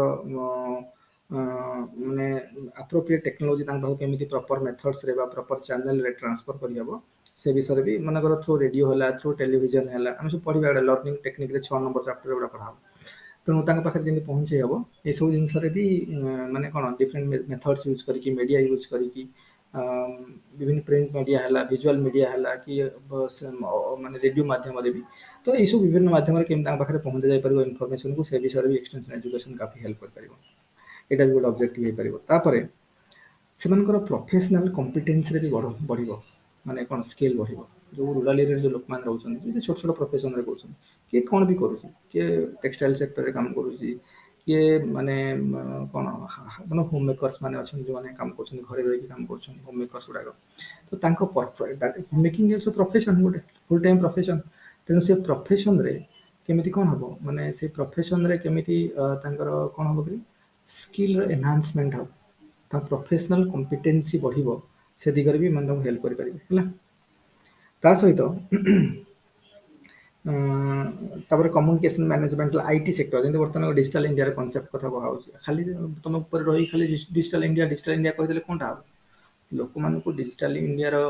ଜିନିଷ କମ୍ପିଟେନ୍ସି ବଢ଼ାଇବା ପାଇଁ ହେଲେ ଗ୍ରାସରୁଟ୍ ଲେଭେଲରେ କାଫି ପରିଶ୍ରମ ଦରକାର ଲୋକଙ୍କର ଡିଜିଟାଲ ଇଣ୍ଡିଆର କ'ଣ ଜାଣିବା ଦରକାର ଯାହା ଡିଭାଇସେସ୍ ଅଛି ତାକୁ ୟୁଜ୍ କରିବା ପାଇଁ ସେମାନଙ୍କ ପାଖରେ ଅପରଚୁନିଟି ଥିବା ଦରକାର ଦେନ ହିଁ ଜିନିଷ ହବ ନା ଏବେ ଯେମିତି କହିଲେ ତମେ ସବୁ ଅନଲାଇନ୍ କ୍ଲାसेସ୍ କର କିନ୍ତୁ ଯୋଉ ଅନଲାଇନ୍ କ୍ଲାसेସ୍ ମାନେ କ'ଣ ଖାଲି ଯୋଉ ଆମ ଯୋଉମାନେ ଖାଲି ସହରରେ ରହୁଛେ ସିଟିରେ ରହୁଛେ ଖାଲି ସେମାନଙ୍କ ପାଇଁ ଅନଲାଇନ୍ କ୍ଲାसेସ୍ ଯେ କୋଉ ଗାଁ କସବାରେ ରହୁଛି କୋଉଠି ରୁରାଲ ଏରିଆରେ ରହୁଛନ୍ତି କି କୋଉ ଟ୍ରାଇବାଲ ଏରିଆରେ ରହୁଛନ୍ତି କମ୍ୟୁନିଟିଜରେ ରହୁଛନ୍ତି ସେମାନଙ୍କ ପାଇଁ ଅନଲାଇନ୍ ଏଜୁକେସନ ନୁହଁ ସେମାନେ କ'ଣ ସିଟିଜେନ୍ ନୁହଁ ସେ ଜାଣିନାହାନ୍ତି କିଛି ଆୱାରନେସ୍ ହିଁ କିଛି ନାହିଁ ତେଣୁ ଏଇସବୁ ଜିନିଷରେ ଗୋଟେ କମ୍ପିଟେନ୍ସି ଲେଭେଲ ବଢ଼େଇବା ପ୍ରଫେସନାଲିଜିମ୍ ବଢ଼େଇବା ଆଇଟିରେ ବିଭିନ୍ନ ଟେକ୍ ପ୍ରଡକ୍ଟସ୍ ଗୁଡ଼ାକ ଯାହା ଆସୁଛି ସେସବୁ ଜିନିଷର ୟୁଜ୍ କେମିତି ଲୋକମାନେ ଜାଣିପାରିବେ ଏଇସବୁ ଜିନିଷରେ ଏକ୍ସଟେନ୍ସନ ଏଜୁକେସନ କାଫି ହେଲ୍ପ କରିପାରିବ ଲୋକମାନଙ୍କୁ so these are all the objective general objective ଯଦି ଆମେ ଆଉ ଟିକେ ବେଶୀ ସ୍ପେସିଫିକ୍ ହେଇଯିବା ଏଇଟା ଜେନେରାଲ ଅବଜେକ୍ଟିଭ୍ କଥା ବର୍ତ୍ତମାନ କହିଲି କିନ୍ତୁ ମୋର ସ୍ପେସିଫିକ୍ ଯଦି ଆମେ ହବା ଦେଖ ଯଦି ମୋର ସ୍ପେସିଫିକାଲି କରିକି ମୁଁ ଆଉ ଟିକେ ସୁପର ଫାଇନ୍ କରିକି ଯଦି କହିବି ମୋର ସ୍ପେସିଫିକ୍ କରିକି ଅବଜେକ୍ଟିଭ୍ ଆମର କ'ଣ ହବା ଦରକାର ଦେଖ ଆମେ ଯୋଉ ଅବଜେକ୍ଟିଭ୍ ଅଛି ତାକୁ ଆମେ ଜେନେରାଲ ଅବଜେକ୍ଟିଭ୍ ଆଉ ସ୍ପେସିଫିକ୍ ଅବଜେକ୍ଟିଭ୍ ଆଉ ବ୍ରଡ୍ ଅବଜେକ୍ଟିଭ୍ ଏଇଭଳିଆ ଡିଭାଇଡ୍ କରିପାରିବା ସବୁଗୁଡ଼ା ମେ ବି ଅବଜେକ୍ଟିଭ୍ କିନ୍ତୁ ଗୋଟେ ଡିଫରେଣ୍ଟ ସେନ୍ସରେ ଆମେ କହୁଛନ୍ତି ବଟ୍ ଆମେ ଯୋଉଟା ଡିସ୍କସନ୍ କଲେ ସବୁ ଜେନେରାଲ ଅବଜେକ୍ଟିଭ୍ ମୁଁ କହିବି ସ୍ପେସିଫିକ୍ ଅବଜେକ୍ଟିଭ୍ ଯଦି ମୋର ସ୍ପେସିଫିକ୍ କରିକି ଆମେ କହିବା ତ ମୋର ସ୍ପେସିଫିକ୍ ମାନେ କ'ଣ ଇଣ୍ଡିଭିଜୁଆଲ ଲେଭେଲରେ ଇଣ୍ଡିଭିଜୁଆଲ ଯେ ପର୍ସନ୍ସ ଅଛି ବା ଇଣ୍ଡିଭିଜୁଆଲ ଯିଏ ଅଛି ତାର ଡେଭଲପମେଣ୍ଟ ହବ ତାର ଡେଭଲପମେଣ୍ଟ ପର୍ଟିକୁଲାର ପର୍ସନ୍ସର ଡେଭଲପମେଣ୍ଟ ହବ ବୁଝୁଛ ନା ନାହିଁ ତା ମୁଁ ଯେମିତି କହିଲି ଚେଞ୍ଜ କରିକି ଥିଙ୍କିଙ୍ଗରେ ଚେଞ୍ଜ କରିକି ତା ଆଟିଚ୍ୟୁଡ଼ରେ ଚେଞ୍ଜ ଆସିବ ତ ତାର ପର୍ଟିକୁଲାର ପର୍ସନର ଡେଭଲପମେଣ୍ଟ ଆମେ କରିବା so that is something more specific ତ ସେଇଟା ଗୋଟେ ଅବଜେକ୍ଟିଭ ଦେଖ ସେଇ ଜିନିଷକୁ ଇଏ ବିଭିନ୍ନ ପ୍ରକାର ଇଏରେ କହୁଛନ୍ତି ତାପରେ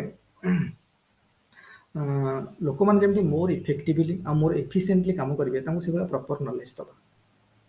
ଏଇଟା ଗୋଟେ ମୋର ସ୍ପେସିଫିକ୍ ଅବଜେକ୍ଟିଭ ହେଇପାରେ ପର୍ଟିକୁଲାର ଲୋକମାନେ ଟାର୍ଗେଟ୍ କଲେ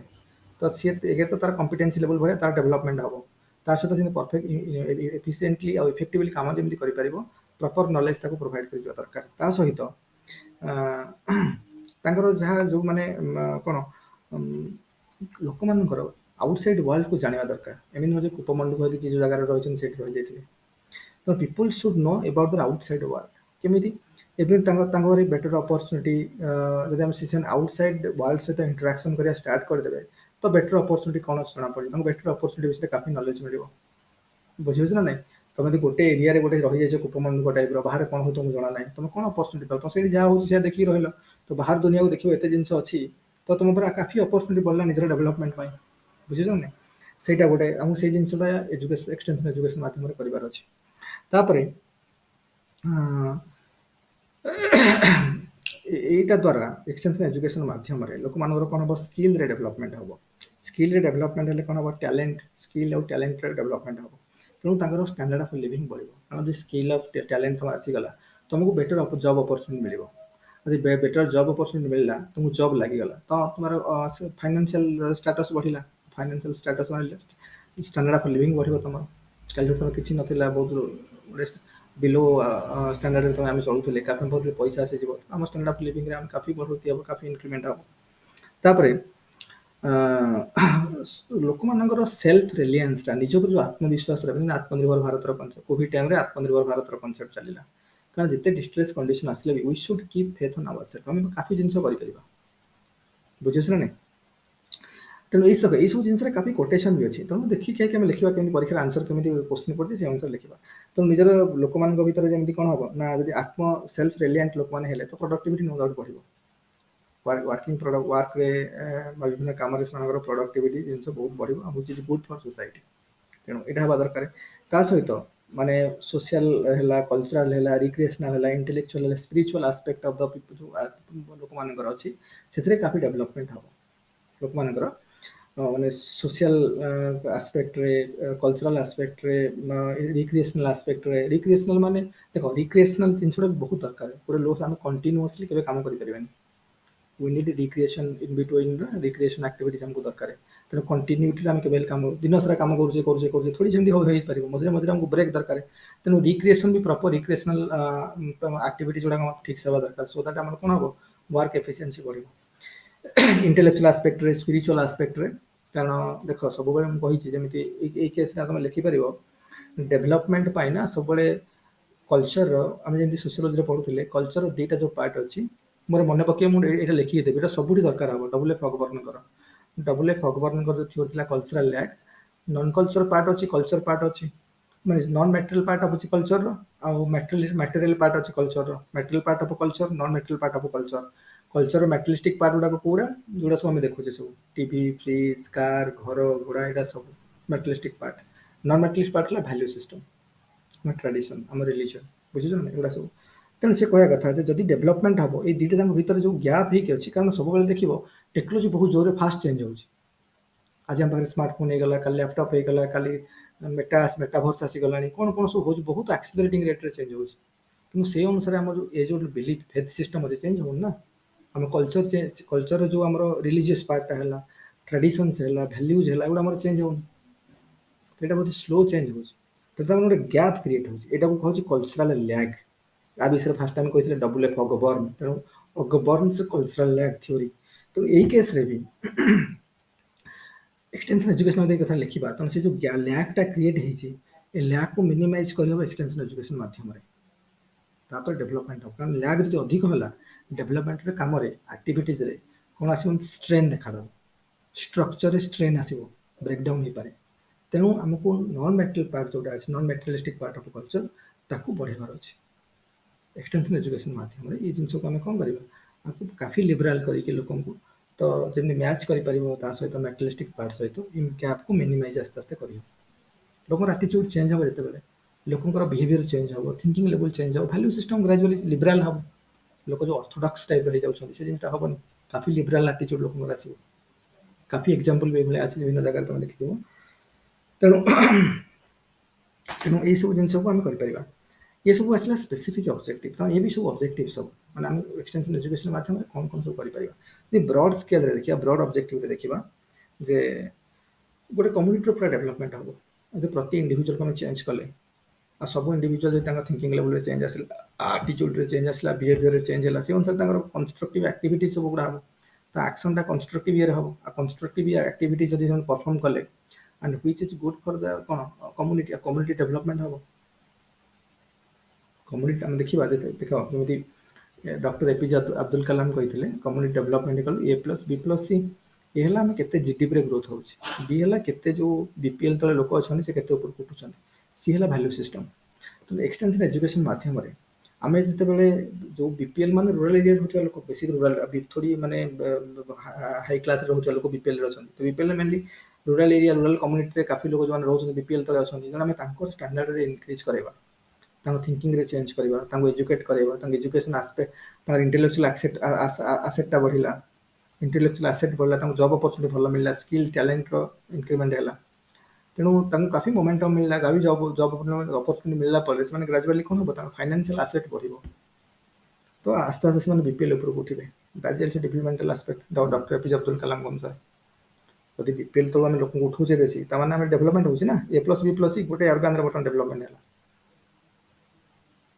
तापर जो वैल्यू सिस्टम रिजिड होक अच्छी से भैल्यू सिस्टम रे आमे काफी लोकन को चिन्ह पारे हमर को भैल्यूटा को स्टिक करके रहबा दरकार को जिंस लिबरल एटीट्यूड रहबा दरकार ए जिंस सिखेला माने that will be coherent with the non materialistic part of our culture जो मैटेरियलिस्टिक पार्टटा एते हाई रेट रे चेंज होची नॉन मैटेरियलिस्टिक पार्टटा से रेट रे चेंज होनी तेणु एक्सटेंशन एजुकेशन माध्यम ताको भी चेंज करले भैल्यू सिस्टम रे काफी चेंजेस आसिला तामाने तो सेटा भी हम नेशनल डेवलपमेंट रे कोना गुरु स्टेट हो नेशनल डेवलपमेंट हम कम्युनिटी डेवलपमेंट बुझन तो कम्युनिटी डेवलपमेंट के सेटा हेल्प करिवो कहिबार माने हला जे एक्सटेंशन एजुकेशन माध्यम रे हम सब लोक मान को चेंज जेते करे पे जण जण करके समस्त को चेंज हला समस्त माने परिवर्तन धारा रे शामिल हेले तो नो डाउट कोन हो कम्युनिटी डेवलपमेंट भी हो यू गेट इट हम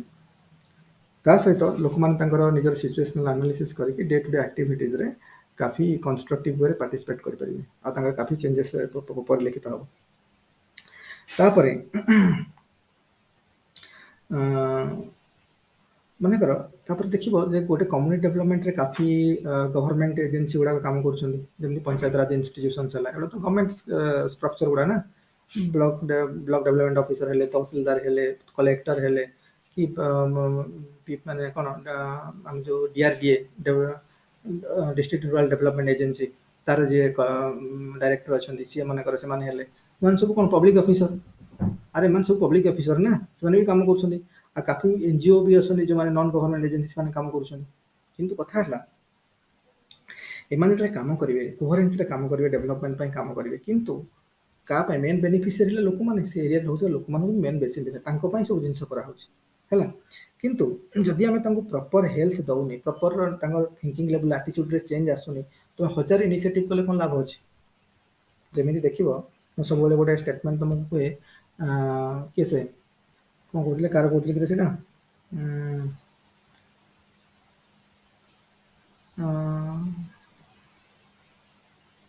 सब गोटे स्टेटमेंट कहनी सोशियोलॉजिस्ट कोन तांगा ना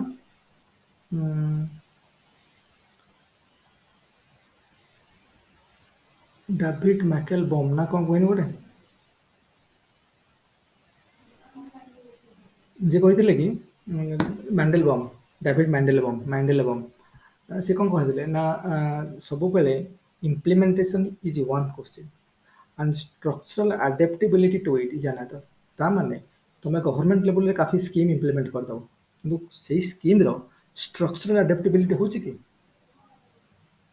जेमिति सर्वशिक्षा अभियान कर देले तो स्ट्रक्चरल अडेप्टेबिलिटी तुम देखिलो लोक मान को कोन इंपैक्ट क्रिएट करछि लोक से जिंस को एक्सेप्ट करूछंती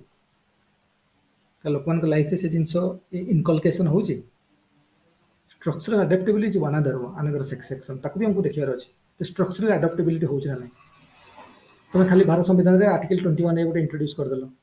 संवैधानिक अधिकार दिया ठीक अच्छे दैट इज गुड बट तार जो जो जिनसटा तुम इम्प्लीमेंट हवा जाके माने ग्राउंड लेवल रे तारे अडेप्टेबिलिटी होची कि लोक मान ताको स्ट्रक्चरली अडेप्ट करूछंती कि जे लोक माने इग्नोरेंट रहिबे लोक माने अनएजुकेटेड रहिबे तार स्ट्रक्चरल अडेप्टेबिलिटी हबो केमिति खाली नीति नियम बनै दबा रूल्स रेगुलेशन बनै दबा लेजिस्लेशन बनै दबा ताको लॉयर माने पढ़ी के खेलिबे जे कि कोर्ट रे जो लोक माने बेनिफिशियरी ताको स्ट्रक्चरल अडेप्टेबिलिटी नै सब जणा नै कोन होची कोन नै तो स्ट्रक्चरल अडेप्टेबिलिटी केते बेला भलो हबो जेते एक्सटेंशन एजुकेशन माध्यम लोक को स्ट्रेंथनिंग करेबा लोकंकर नॉलेज बेस रे चेंज हबो लोकंकर थिंकिंग रे चेंज आसीबो लोकंकर इंटेलेक्चुअल एसेट बढ़िबो एक्शन कंस्ट्रक्टिव हबो स्ट्रक्चरल अडेप्टेबिलिटी भलो हबो तेणु जदि गवर्नमेंट ऑफिसर्स मान द्वारा हो एनजीओ द्वारा हो जो इम्प्लीमेंटेशन हो स्कीम रो तार स्ट्रक्चरल अडेप्टेबिलिटी बहुत बढ़िया हबो तेणु एक कथार किए हेल्प करिवो एक्सटेंशन एजुकेशन हेल्प करिवो स्ट्रक्चरल अडेप्टेबिलिटी एस्पेक्ट लोक मानकर बढ़िवो केते बेले तो इंटेलेक्चुअल एसेट बढ़िवो अवेयरनेस बढ़िवो नॉलेज बेस बढ़िवो थिंकिंग चेंज हबो एटीट्यूड चेंज हबो बिहेवियर चेंज हबो कंस्ट्रक्टिव एक्शन हबो बुझिला तेणु एथिरे आमे कोन कोन नॉलेज हम बारंबार से कथा हम कहूची नॉलेज रे कोन नॉलेज हम दे परिबा आमे हेल्थ रिलेटेड लोक नॉलेज दे परिबा न्यूट्रिशन रिलेटेड लोक नॉलेज दे परिबा होम मैनेजमेंट दे परिबा चाइल्ड डेवलपमेंट रिलेटेड दे परिबा तमनकर राइट्स रिस्पांसिबिलिटी ऊपर दे परिबा हैला तापरे विभिन्न मॉडर्न टेक्नोलॉजी जो आसी ता विषय लोक दे परिबा हैला तापरे हमर हाउ मनकर जेमति फैमिली रिलेशन विषय आजिकल देखिबो मॉडर्न फैमिली स्ट्रक्चर रे लोक काफी न्यूक्लियर हो जाउछन आगु हम जेमति जॉइंट फैमिली स्ट्रक्चर थिला ଆମର ଯେତେବେଳେ ନ୍ୟୁକ୍ଲିୟର ଫ୍ୟାମିଲି ହେଲେ ପ୍ରୋବ୍ଲେମ କ'ଣ ହେଉଛି ନା ପିଲାମାନଙ୍କର ସୋସିଆଲାଇଜେସନର ପ୍ରୋବ୍ଲେମ ହେଉଛି। ଆଗରୁ ଯେତେବେଳେ ଜଏଣ୍ଟ ଫ୍ୟାମିଲି ଯୌଥ ପରିବାରରେ ରହୁଥିଲେ ଫ୍ୟାମିଲିରେ ଗ୍ରାଣ୍ଡ ମଦର ଗ୍ରାଣ୍ଡ ଫାଦର ଅଙ୍କଲ ଆଣ୍ଟି ତିନି ଚାରି ଜଣ ଅଙ୍କଲ ତିନି ଚାରି ଜଣ ଆଣ୍ଟି ବୁଝୁଛ ନା ନାଇଁ। ତାପରେ ବିଭିନ୍ନ ଗ୍ରାଣ୍ଡ ମଦର ମାନଙ୍କର ଦି ତିନିଟା ଜେନେରେସନ ଲୋକ ଆମେ ସାଙ୍ଗ ହେଇକି ସମସ୍ତେ ରହୁଥିଲେ ପ୍ରାୟ ଗୋଟେ ଘରେ 15 16 ଜଣ ରହୁଥିଲେ 16 17 ଜଣ ରହୁଥିଲେ। ତ ଜଏଣ୍ଟ ଫ୍ୟାମିଲି ଗୋଟେ ଛୁଆ ଯେତେବେଳେ ଜନ୍ମ ହଉଛି ନା ଆମେ ପଢିବା ଚାଇଲ୍ଡ ଡେଭଲପମେଣ୍ଟରେ କହିବି ଛୁଆ ଯେତେବେଳେ ଜନ୍ମ ହଉଛି ଅନୁକରଣ କରିବା ଷ୍ଟାର୍ଟ କରିବ କାହାକୁ ତା ପ୍ୟାରେଣ୍ଟସକୁ ତାପରେ ଘରର ଅନ୍ୟ ଲୋକମାନଙ୍କୁ। ତ ଘରର ଅନ୍ୟ ଲୋକମାନେ ସମସ୍ତେ ତାଙ୍କର କଣ୍ଟ୍ରିବ୍ୟୁସନ ଦେବେ ଗ୍ରାଣ୍ଡ ମଦରର କଣ୍ଟ୍ରିବ୍ୟୁସନ ଅଛି ଗ୍ରାଣ୍ଡ ଫାଦରଙ୍କର କଣ୍ଟ୍ରିବ୍ୟୁସନ ଅଛି ଏଲ୍ଡର କି ବଡ଼ ସିଷ୍ଟର କିଏ ଅଛନ୍ତି ମାନେ ସେମାନଙ୍କର କଣ୍ଟ୍ରିବ୍ୟୁସନ୍ସ ଅଛି ଅଙ୍କଲ ଆଣ୍ଟିଜ୍ ମାନଙ୍କର ବହୁତ କଣ୍ଟ୍ରିବ୍ୟୁସନ୍ସ ଅଛି। ସମସ୍ତଙ୍କର କାଫି କଣ୍ଟ୍ରିବ୍ୟୁସନ ଚାଲେ which will be very beneficial for the socialisation of the child. ଆଉ ଯେଉଁମାନେ ନିଜର ଭାବିକି ପତି ମାନେ କ'ଣ ଆପଣାର ଭାବିକି ସ୍ନେହ କରନ୍ତି ଜାଗାକୁ ବୁଝୁଛ ନା ନାଇଁ। କିନ୍ତୁ ବର୍ତ୍ତମାନ ସମୟରେ କ'ଣ ହଉଛି ନ୍ୟୁକ୍ଲିୟର ଫ୍ୟାମିଲି ହେଲା ଫଳରେ both parents R job holder now a husband B job holder and ମାନେ ମିସେସ୍ ବି ତାଙ୍କର ଜବ୍ ହୋଲ୍ଡର ଯାଇକି ଅଫିସରେ କାମ କରୁଛନ୍ତି। ତାକୁ ଗୋଟେ ଛୋଟ ଛୁଆ ରଖିବା ପାଇଁ ଗୋଟେ ଯେକୌଣସି ମାନେ ପଇସା ଦେଇକି ଗୋଟେ ଲୋକକୁ ରଖି ଦଉଛନ୍ତି ତାଙ୍କର ଟେକ୍ କେୟାର କରିବା ପାଇଁ। ଆଉ ସେ ଖାଲି ପଇସା ପାଉଛି ବୋଲି ସେଠି ଅଛି ସେ କେତେବେଳେ ତମେ ଗଲା ପରେ ସେ କ'ଣ କରୁଛି କ'ଣ ନାହିଁ ଜଣା ନାହିଁ। ତ ଚାଇଲ୍ଡହୁଡଟା ଗୋଟେ ସଲ୍ଟିଚ୍ୟୁଡରେ ଯାଉଛି ବର୍ତ୍ତମାନ ଆଇସୋଲେଟେଡ୍ ହେଇକି ଯାଉଛି। ତେଣୁ ସେଇ ଯେଉଁ ପ୍ରପର ସୋସିଆଲାଇଜେସନ ହବା କଥା ଆମର ଫ୍ୟାମିଲିର ସୋସିଆଲାଇଜେସନ ବୋଲି କୁହାଯାଉଛି ସେ ସୋସିଆଲ ଠିକ୍ ସେ ହେଇପାରୁନି ବର୍ତ୍ତମାନ। That is not good for society. ତେଣୁ ଏ ଜିନିଷ ଉପରେ ଆମର ଭ୍ୟାଲ୍ୟୁ ସିଷ୍ଟମ କେମିତି କରିବା ତାପରେ କାଫି ଜିନିଷ ଦେଖିବ ହଜବାଣ୍ଡ ୱାଇଫରେ ଗଣ୍ଡଗୋଳ ହେଇଯାଉଛି ଡିଭୋର୍ସ ଫିଭୋର୍ସ ହେଇଯାଉଛି। ସିଙ୍ଗଲ ପ୍ୟାରେଣ୍ଟ ସୋସାଇଟି ମାନେ କଲଚର ଆସିଗଲାଣି। ଲୋକମାନେ ଆଜିକାଲି ଅନମ୍ୟାରେଡ ରହିଯାଉଛନ୍ତି। ଲେସବିଆନ୍ ଫ୍ୟାମିଲି କଲଚର ଆସିଗଲାଣି ଏବେ ମଡର୍ଣ୍ଣ ସୋସାଇଟି ଗ୍ରାଜୁଆଲି ଦିନକୁ ଦିନ ଚେଞ୍ଜ ହେଉଛି। ଏଇଟା ହେବା ଦ୍ୱାରା ଆମ ଯେଉଁ ଚିଲଡ୍ରେନ୍ ମାନଙ୍କର ଚାଇଲ୍ଡର ସୋସିଆଲାଇଜେସନ ଭଲ ହଉନି। Which is not good for our society ବୁଝୁଛ ନା ନାଇଁ। ତେଣୁ ଏ ଜିନିଷ ସମ୍ପର୍କରେ ବି ଆମେ ଶିଖେଇ ପାରିବା ଲୋକମାନଙ୍କୁ ଜାଣିବେ ଯେ ଲୋକମାନେ ଗ୍ରାଜୁଆଲି ଯେଉଁ ତାଙ୍କର ଭାଲ୍ୟୁ ସିଷ୍ଟମକୁ ରିଷ୍ଟୋର କରାଇବେ। ଫ୍ୟାମିଲି କଲଚରକୁ ରିଷ୍ଟୋର କରାଇବେ ସୋସିଆଲାଇଜେସନ ଯେମିତି ହେବା କଥା ପରଫେକ୍ଟ ସୋସିଆଲାଇଜେସନ ହେବ। ଆଗରୁ ଲୋକମାନେ କେତେ କାହାଣୀ କ'ଣ ଆଈମା କାହାଣୀ ଇଏ ଫିଏ ସବୁ ଶୁଣୁଥିଲେ। ଆଜିକାଲି ମୋବାଇଲ ଫୋନରେ ଗୋଟେ କ'ଣ ଧରେଇକି ଗୋଟେ କାହାଣୀ ଶୁଣଉଛନ୍ତି ବସିକି ଏଇଟା କ'ଣ ସବୁ। ମେସିନ୍ ସୋସିଆଲାଇଜେସନ କରିବ କି ଗୋଟେ ସ୍ମାର୍ଟଫୋନ୍ ସୋସିଆଲାଇଜେସନ କରିବ ପ୍ରପର ସୋସିଆଲାଇଜେସନ କରିବ ଛୁଆମାନଙ୍କର। ବୁଝି ହଉଛି ନା ନାଇଁ। ଏଇ ସବୁ ଜିନିଷ ବହୁତ ପ୍ରୋବ୍ଲେମ ହଉଛି ଆକୁ ମୁଁ ଆଡ୍ରେସ କରିବାର ଅଛି ଆକୁ ଆମେ କରିପାରିବା ଏକ୍ସଟେନସନ ଏଜୁକେସନ ମାଧ୍ୟମରେ। ଲୋକମାନଙ୍କୁ ପହଞ୍ଚିବା କାରଣ ସମସ୍ତେ ଯେହେତୁ ଫର୍ମାଲ ଏଜୁକେସନ ଅପରଚୁନିଟି ସମସ୍ତଙ୍କୁ ମିଳୁନି। ତେଣୁ ଆମକୁ ଏକ୍ସଟେନସନ ଏଜୁକେସନ ମାଧ୍ୟମରେ ଲୋକଙ୍କୁ ଆୱାରନେସ କରିପାରିବା ଏଇଟା ସବୁ ଏସବୁ ଜିନିଷ ନଲେଜ ଲୋକଙ୍କୁ ଦେଇପାରିବା ହେଲା। ଏଇଟା ଦେଲେ ଲୋକମାନେ କ'ଣ ନିଜର ଇଣ୍ଟେଲେକ୍ଚୁଆଲ ଆସେଟରେ ବଢ଼ିବେ କମ୍ପିଟେଣ୍ଟ ଅଥରିଟି ବନିବେ କମ୍ପିଟେଣ୍ଟ ଇଣ୍ଡିଭିଜୁଆଲ ବନିବେ। ଆୱାର୍ଡ ଇଣ୍ଡିଭିଜୁଆଲ ବନିବେ ଇନଫର୍ମଡ ୱେଲ୍ ଇନଫର୍ମଡ ଇଣ୍ଡିଭିଜୁଆଲ ବନିବେ ସବୁ ହେଲା। ତାପରେ ତାଙ୍କର ଫଙ୍କସନାଲ ରୋଲରେ ଫଙ୍କସନାଲ ସ୍କିଲରେ ଭୋକେସନାଲ ସ୍କିଲରେ ହେଲା। ଆଉ ଭୋକେସନାଲ ସ୍କିଲ୍ ମାନେ ଟେଲରିଂ ହେଲା। କିଛି ଲୋକ ଦେଖିବ ଯୋଉ ପଲ୍ୟୁଟ୍ରି କରୁଛନ୍ତି ଗାଁ ମାନଙ୍କରେ କି କିଏ ଟେଲରିଂ କାମ କରୁଛି। କିଏ ଫୁଡ ପ୍ରିଜର୍ଭେସନ କାମ ହେଲା ଏଜୁକେସନାଲ ସ୍କିଲରେ ବି ଲୋକଙ୍କର ତ ଭିନ୍ନ ଭିନ୍ନ ସ୍କିଲରେ ଆମେ କ'ଣ ଇମ୍ପ୍ରୁଭମେଣ୍ଟ ଆଣିପାରିବା ଲୋକଙ୍କର ବିଭିନ୍ନ ଭୋକେସନାଲ ସ୍କିଲରେ ହେଲା ସବୁ ଟ୍ରେନିଂ କରିକି ଲୋକଙ୍କର କ'ଣ ହେଇପାରିବ ଇମ୍ପ୍ରୁଭମେଣ୍ଟ ହେଇପାରିବ। ଏଇଟା ହେବା ଦ୍ୱାରା କ'ଣ ହଉଛି ନା ତାଙ୍କ ଇକୋନୋମିକ ଷ୍ଟାଟସ ବି ବଢ଼ିବ। ଜଣେ ଯଦି ଭଲ ଟ୍ରେନିଂ ପାଇଲା ସେ ଅନୁସାରେ ତାର ଇନକମ୍ ବଢ଼ିବ ଆଉ ଇନକମ୍ ବଢ଼ିଲା ମାନେ ତାର ଇକୋନୋମିକ ଷ୍ଟାଟସ ବଢ଼ିବ। ଆଣ୍ଡ ଇକୋନୋମିକାଲି ସେମାନେ ଏମ୍ପାୱାରମେଣ୍ଟ ଫିଲ୍ କରିବେ ବୁଝୁଛ ନା ନାଇଁ। ଆଉ ଖାଲି ମାନେ ଯେ ଏଇଟା ବୋଥ ମେଲ୍ ଆଉ ଫିମେଲ ପୁରୁଷ ମାନେ ବି କରିପାରିବେ ମେଲ ମାନେ ବି ହେଇପାରିବେ ଫିମେଲ ମାନେ ବି ହେଇପାରିବେ। ତେଣୁ ଆମର ଯୋଉ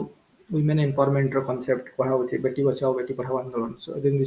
ଝିଅମାନଙ୍କ ପାଇଁ କାଫି ସ୍କିମ୍ ଆଜିକାଲି ଆମ ଭାରତ ସମ୍ବିଧାନରେ ବି ଅଛି। ଫଣ୍ଡାମେଣ୍ଟାଲ ରାଇଟ୍ ଆମେ ସବୁ ପଢ଼ିଥିଲେ article number 16 article number 15 article number 16(4) 15(4) ବୋଧେ 15(3) 16(4) ସେଗୁଡା ଦେଖିବ ସବୁ ହେଲା। ତ ଏସବୁ ଜିନିଷ ଆମେ ପଢ଼ିଥିଲେ। ତ ଏଗୁଡ଼ାକ ସବୁ ଭାରତ ସମ୍ବିଧାନରେ ବି ଲେଖା ହେଇଛି ବିଭିନ୍ନ ସ୍କିମ୍ ବି ବନା ହେଇଛି ବିଭିନ୍ନ ଲୋକ ଯେମିତି ଛୁଆ ଜନ୍ମ ହଉ ଝିଅ ଛୁଆ ସୁକନ୍ୟା ସମୃଦ୍ଧି ଯୋଜନା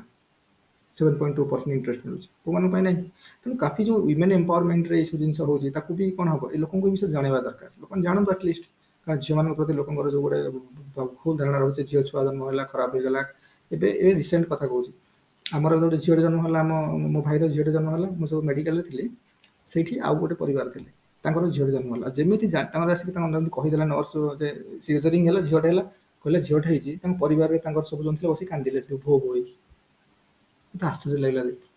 ଏବେ 2022 ରେ ଏଇ ଘଟଣା ଘଟୁଛି। ମାନେ ଝିଅଟେ ହେଲା ବୋଲି ସମସ୍ତେ ଭୋ ଭୋ ହେଇକି କାନ୍ଦିଲେ ସେଠି କି ଆମର ଝିଅଟେ ହେଇଗଲା। ବୁଝିଲ ନା ତାମାନେ ଏବେ ବି ଲୋକମାନେ ଇଗ୍ନୋରାଣ୍ଟ। ପକ୍ଷାତରେ ଗୋଟେ ଝିଅ ଛୁଆ ହେଲେ ବି କିଛି ଖରାପ ନାହିଁ ଆଜିକାଲି କମ୍ପିଟେନ୍ସି ଲେବୁଲରେ ସମସ୍ତେ ଝିଅମାନେ ତ ବହୁତ ଭଲ ସକ୍ସେସଫୁଲ ହଉଛନ୍ତି ପୁଅମାନଙ୍କ ଅପେକ୍ଷା। सिविल सर्विसेज रे ହେଲା ବିଭିନ୍ନ बिजनेस रे ହେଲା बिजनेस रे काफी जेମିତି ତମେ ଗୋଟେ ନାଁ ଶୁଣିଥିବ ନାଁ ଶୁଣିଥିବ ସେଇଟା କଣ କି ଆମର ଥିଲା ଭୁଲି ଯାଉଥିଲି ସବୁ କଣ ସେଇଟା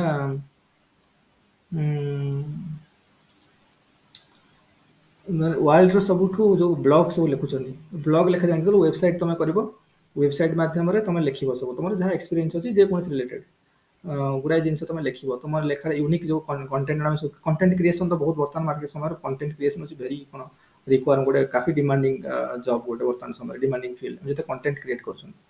ତ ଯେତେ କଣ୍ଟେଣ୍ଟ ତମେ କ୍ରିଏଟ୍ କଲ ୱେବସାଇଟ ବନେଇଲ ମନେକର ବ୍ଲଗ ବନେଇଲ ବ୍ଲଗ ୱେବସାଇଟ ପାଖାପାଖି ସେମ୍ ୱେବସାଇଟ ବନେଇଲ ସେଥିରେ ସବୁ କଣ୍ଟେଣ୍ଟ ପବ୍ଲିଶ କଲେ ବିଭିନ୍ନ ବିଭିନ୍ନ ଇଏରେ ତ ଲୋକମାନେ ଯେତେବେଳେ ପଢିଲେ ସେ ଜିନିଷକୁ ଆକ୍ସେସ୍ ଆସିଲା କାଫି ଲୋକ ୱାର୍ଲଡ ୱାଇଡ୍ ପଢିଲେ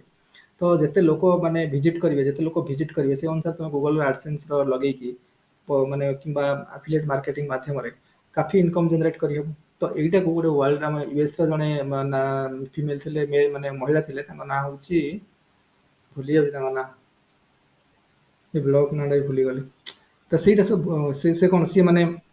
ସେଇ ବ୍ଲଗ ଟା ତାଙ୍କର ୱାର୍ଲଡର ନମ୍ବର ୱାନ୍ ବ୍ଲଗ ଆଉ ଏତେ ପଇସା ଇନକମ୍ ହଉଛି ସେଥିରୁ ଆଉ that blog has been created by a female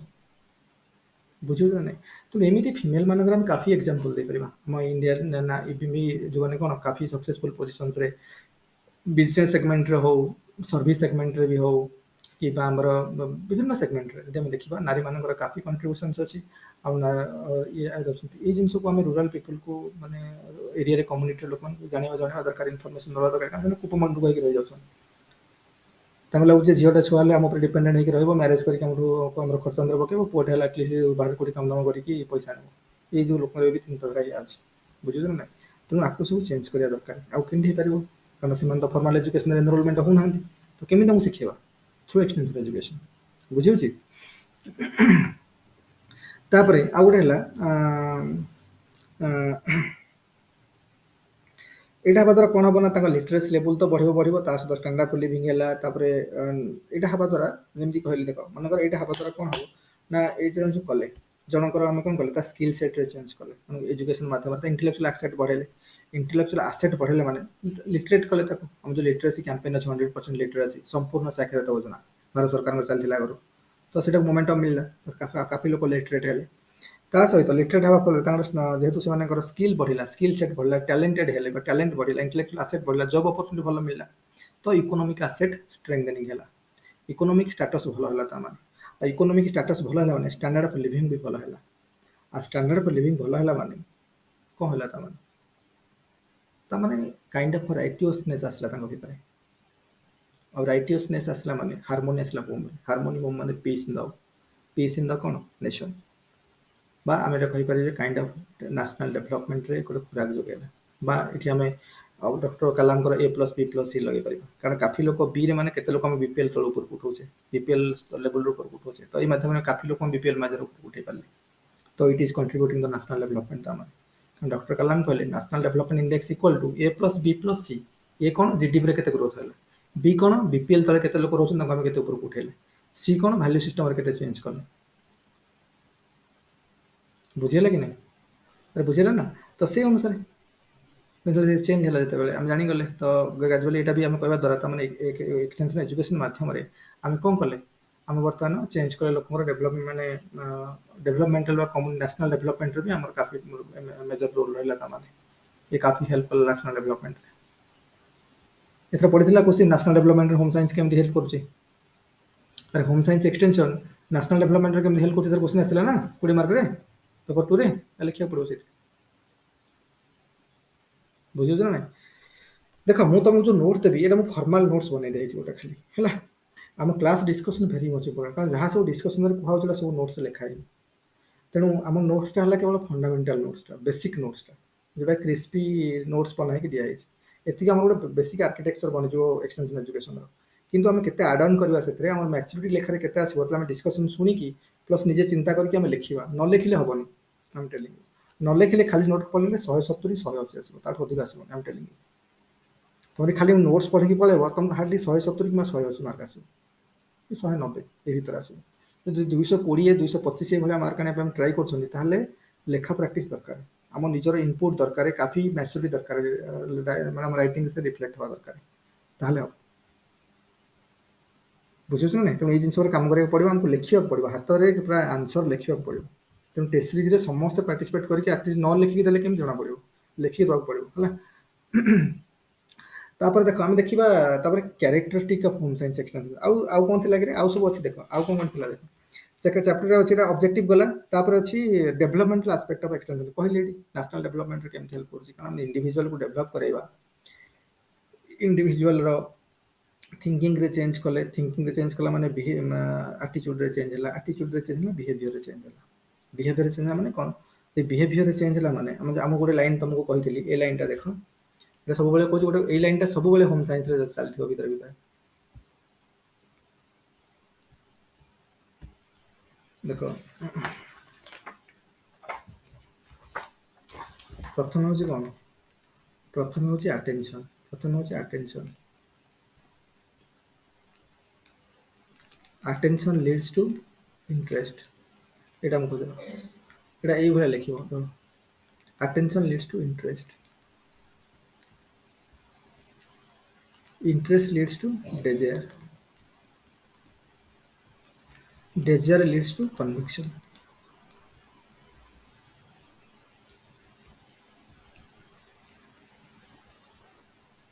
net स्लो हो गलानी कि conviction conviction leads to action constructive action जोटा कहते हैं एक्शन लीड्स टू सैटिस्फैक्शन तामाने आम जहाँ चाहूँ से होगला सैटिस्फैक्शन किंतु अटेंशन कौन दरकार ये अटेंशन हेले आम कौन दरकार अटेंशन हेले आम चेंज इन बिहेवियर दरकार चेंज बिहेवियर चेंज तुम गोटे मनुष्य तुम गोटे कहूँ गोटा शिख तुम कौन टा कह पलि कमी हम change in behaviour no doubt दरकार change in behaviour change in behaviour केमी आसो चेंज इन बिहेवियर कौट आसो चेंज इन एटीट्यूड हम चेंज इन एटीट्यूड हम चेंज इन एटीट्यूड केते हम जो चेंज इन थिंकिंग हम चेंज इन थिंकिंग हम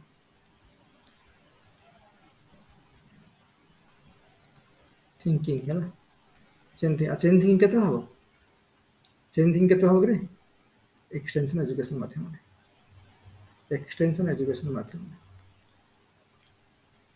एटी एक्सटेंशन ना खाली ना एजुकेशन एक्सटेंशन एजुकेशन माध्यम है ताने एक्सटेंशन एजुकेशन लीड्स टू कौन change in thinking which leads to change in attitude which leads to change in behaviour which Leeds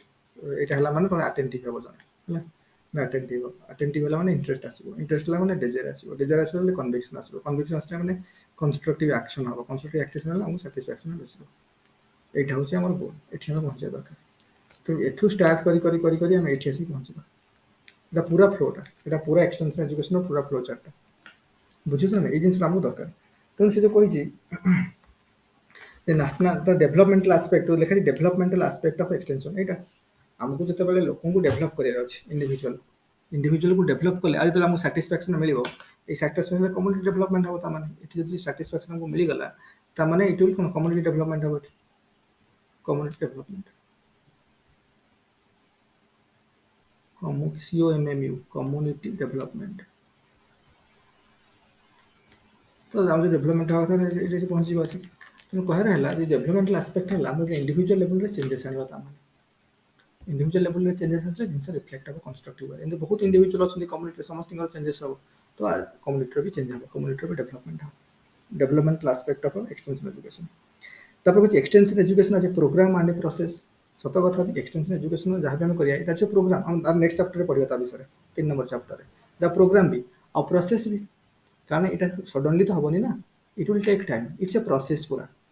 आम जा प्रथम लोक अटेंशन ग्राफ करवा लोक अटेंशन ग्राफ करने बिहेवियर चेंज आसा दरकार बिहेवियर चेंज आने आटीट्यूड चेंज आसा दरकार चेंज आने थिंकिंग लेवल चेंज आसा दरकार तेणु एक्सटेंशन एजुकेशन से कर एजुकेट करेंगे इंटेलेक्चुअल आसेट बढ़ इंटेलेक्चुअल आसेट बढ़ला माने थिंकिंग चेंज हम थिंकिंग चेंज है आटीट्यूड चेंज हम बिहेवियर चेंज हम लोक मैंने कंस्ट्रक्टिव वे चिंता करेंगे लोक फेल्ट नीड्स अनफेल्ट नीड्स जना पड़ो तापर अटेंटिव हे लोक मैंने जहाँ शिखा एटलिस्ट अच्छा कौन हो देखा तापर देखला इंटरेस्ट आसो इंटरेस्ट आसला डिजायर आसो मन में तापर कन्विक्शन दृढ़ता आसिबो, तापर कंस्ट्रक्टिव एक्शन हो, तापर सैटिस्फैक्शन हमको मिलिबो and ultimately leads to community development. बुझुछ ना नहीं? तो सेठी पाई एटा पूरा इसे प्रोसेस। एटा दिटांग आमे ता पर चैप्टर 3 नंबर चैप्टर रे प्रोग्राम प्लानिंग से सब देखिबा एटा। तापर लिखा है फिल्ड आउ एथरे कोन कोन फील्ड कवर होची एक्सटेंशन ऑफ एजुकेशन रे भी हम एटा खाली तो होम साइंस रे बोली रहने एथे हमर जेमिति हम एथे कहि छी जेमिति हम एथरे कोन एग्रीकल्चरल एक्सटेंशन भी अछि जोथि एग्रीकल्चरल वर्कर्स मान को बाजो एग्रीकल्चर फील्ड रे काम करछन तांको रिलेटेड काफी जिंस तांको सिखियाबो त एग्रीकल्चर एक्सटेंशन गोटे हे पारे। तापर तो वेटनरी एनिमल हजबेंड्री देखि ओयूटी रे जहा सब अछि सब कारण गोटे यूनिवर्सिटी रो हम जेमिति कहली गोटे यूनिवर्सिटी रो सब बेले कोन थाय करे गोटे यूनिवर्सिटी रो थाए कोन कोन ना गोटे था बेसिक ता जो चारटा पिलर थाए गोटे पिलर हूँ टीचिंग आउ गोटे पिलर हूँ रिसर्च आउ गोटे पिलर हूँ एक्सटेंशन तेणु एग्रीकल्चर एक्सटेंशन भी अच्छी एनिमल हजबेंड्री भेटनारी साइंस तार भी एक्सटेंशन अच्छी बुझे ना तापर एग्रीकल्चर इंजीनियरिंग भी सेठी अच्छी ओयूटी देखो तांकर भी तार भी एक्सटेंशन गोटे पार्ट रही है तो इंडस्ट्रियल एक्सटेंशन अच्छी जो इंडस्ट्रियल वर्कर मान भर शिखा टेक्निक्स क्या काफी लोग इंडस्ट्री काम कर आईटीआई करके वर्कर हिसाब से भी काम कर कॉन्ट्रैक्चुअल वर्कर हिसाब से भी काम कर बुझे ये सब जिन शिखार अच्छी होम साइंस एक्सटेंशन एजुकेशन तो काफी फील्ड है एक्सटेंशन एजुकेशन हो खाली होम साइंस रे कराउचे अलग अलग फील्ड रे भी होम साइंस एक्सटेंशन एजुकेशन भी प्रैक्टिस कराउचे है ना। तापर देखिबा characteristic home science extension education characteristic कोन कोन हे पर देखो home science extension education characteristic कोन कोन हे पर देखो कैरेक्टरिस्टिक हम देखिबा प्रथम कथा जे it's a multidisciplinary approach सत कथा भी है ना